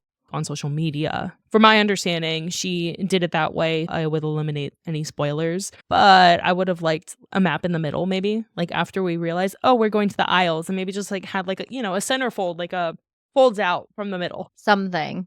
Actually, Yeah. a good idea. Something. That was actually a really good idea. Or even something on her website, like later on, she releases it after the book and is like, here's your updated map. Go to my website. I just That would make released the latest map or something like that. That'll be in book 4. Maybe she'll do that. As far as locations, Michelle, take it away. Where do we think we're going in book 4? I definitely think that we're gonna go northwest, which is like the Emerald Sea, because there's a couple of references, especially with Dane. That's where the pirates are. He has like this whole like paragraph talking about how he was obsessed with pirates in the Emerald Sea and how everyone dies when they go travel there. And that left a big question mark. I definitely think we're going there at some point in time. I'm thinking this next book, just because in Iron Flame, they mention a couple times that they're going about the Isles, and here we are in Onyx Storm, we went to the Isles. So I think that was her kind of dropping where we're going to go. But Violet, it's going to be hard with Violet because now she's the Duchess of Tyrandor, or the Duchess of Eurasia. She has to stay put for a large portion of time due to, political matters and whatnot. But yeah, that's what we think.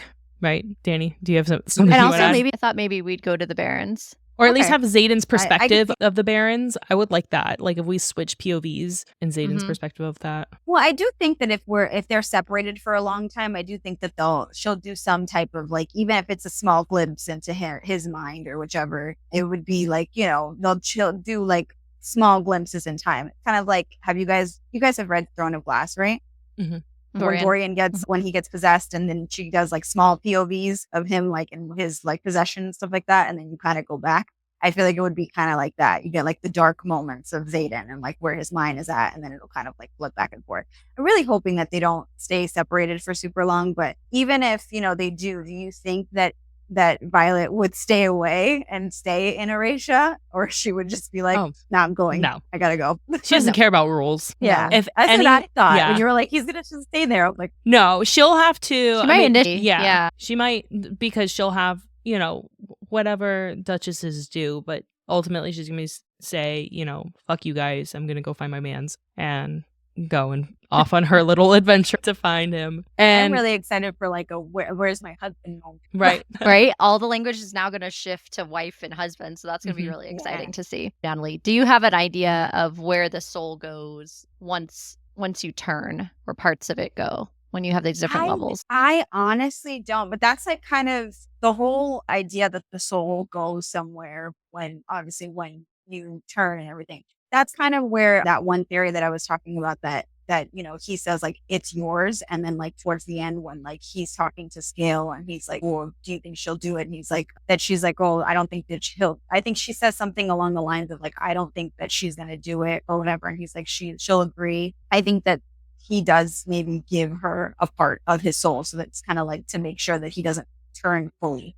But honestly, like outside of that, like I don't really know where the soul would go. You know what I mean? Like, do you guys have a theory towards that? Michelle has another theory. This one is not as Not as morbid devastating. as the other one. So, because every god has they have a temple, right? And they have like a priest or priestess, and there's like this whole dedication process that essentially they get like power through the god or goddess. I think they're actually dedicating their souls to Malik, and that's how they like live eternally. They have like an extended lifespan because their soul's already like in the underworld or wherever, so there's nothing left to take. So I think that's why men are immortal, and it's like a dedication process to Malik because they're so that's kind of what I think, because them just drawing power and being immortal, I don't know, there has to be a dedication. It feels like explanation. Yeah.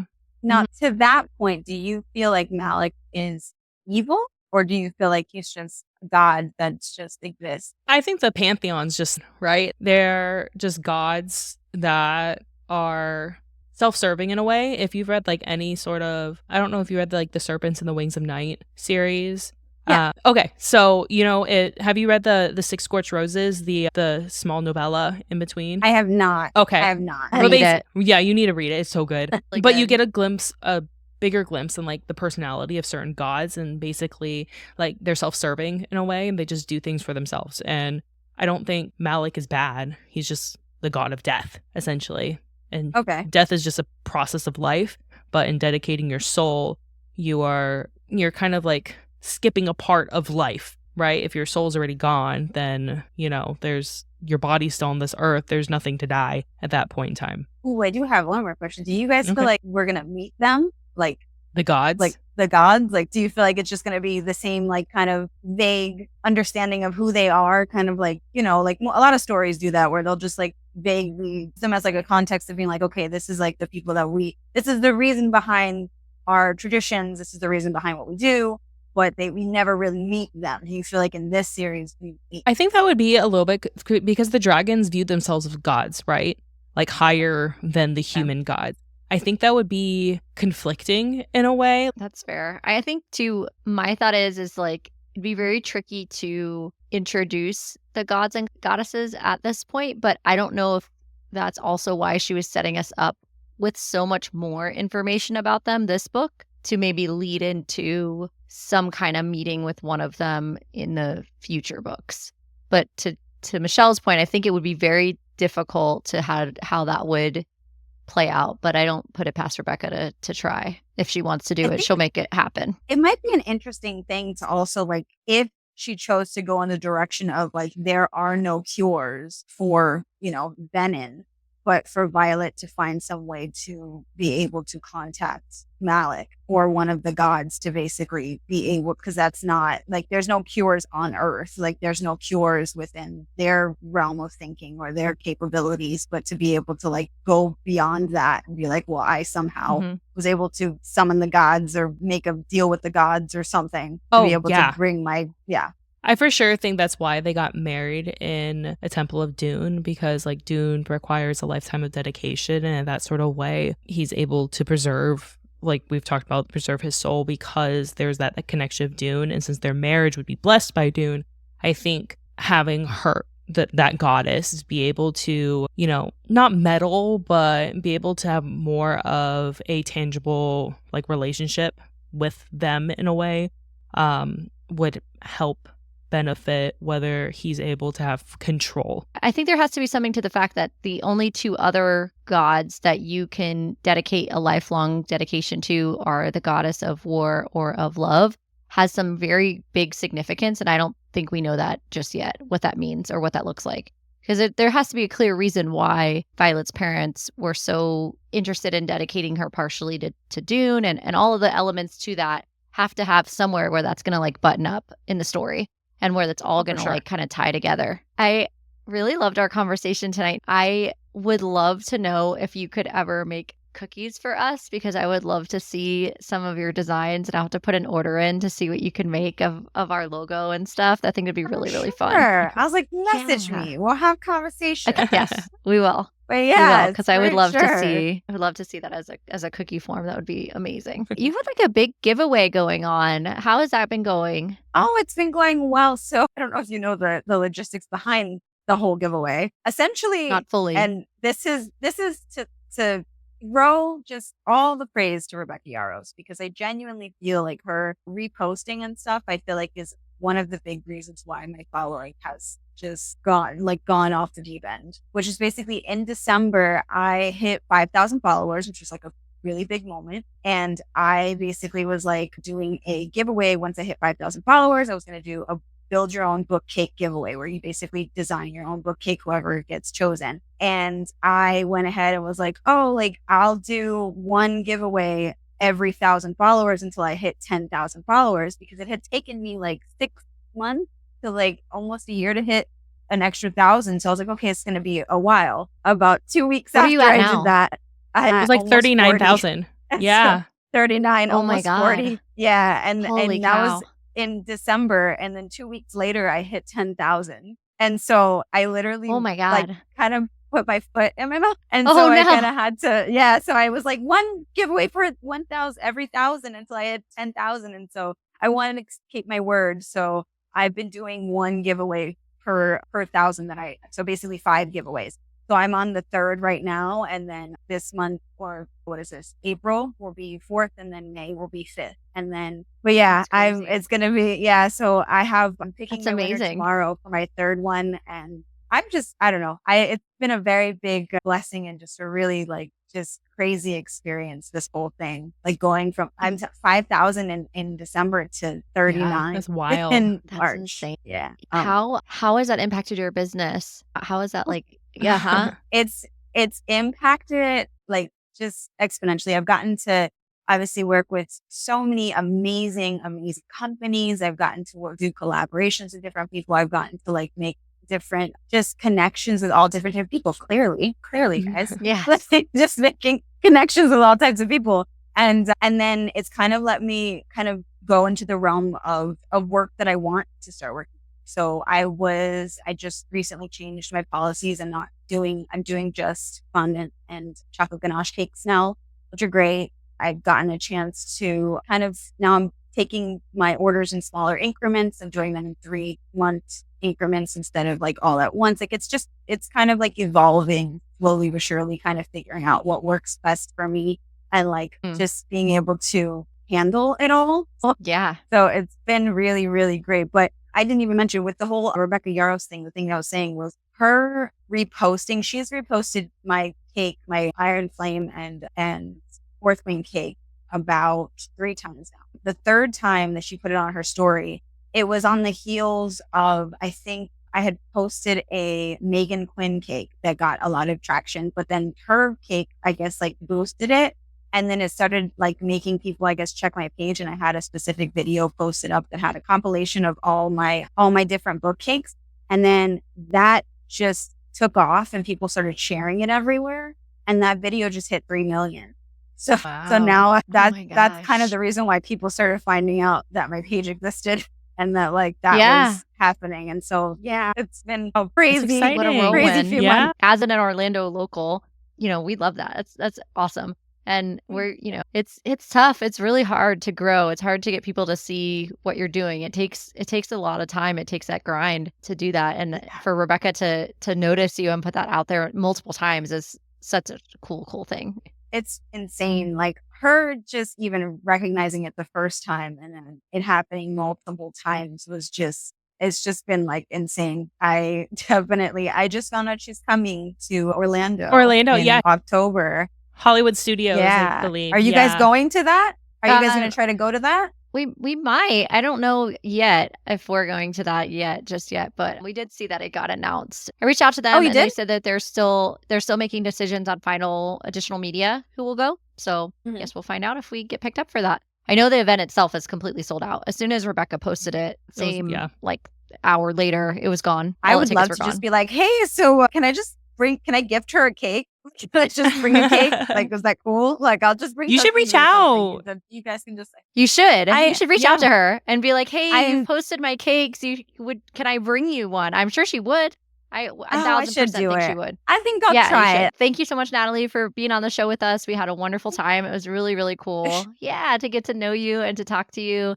And we can attest that your cakes are actually delicious. They don't just look pretty because we got to meet you at the Onyx Storm midnight release party, and we can attest that she makes excellent cookies and cakes. So the hype is real, and we couldn't be more proud to be part of your Orlando community and have you on our show. So thank you so much for being here. Thank you so much for having me. I'm just, honest to goodness, you guys have officially brought me into the podcast world. I've never been on a podcast before, so thank you for having me. I'd love to do this again. I love I love what you're doing. So keep doing it, guys. Oh, awesome. Thank you. I was just going to ask you, we are about to start our deep dive coverage of Quicksilver. And would you want to come back on to talk all things Sarah Kingfisher, Carry On, all the good stuff before we completely conclude that coverage? Okay. We'll reach out to you then. All right. Thank you, Natalie. Before we wrap up, let's talk about what's coming up next in Book Club After Dark. This week, we are going to continue our deep dive coverage and really get more into the nitty gritty of Quicksilver by Callie Hart.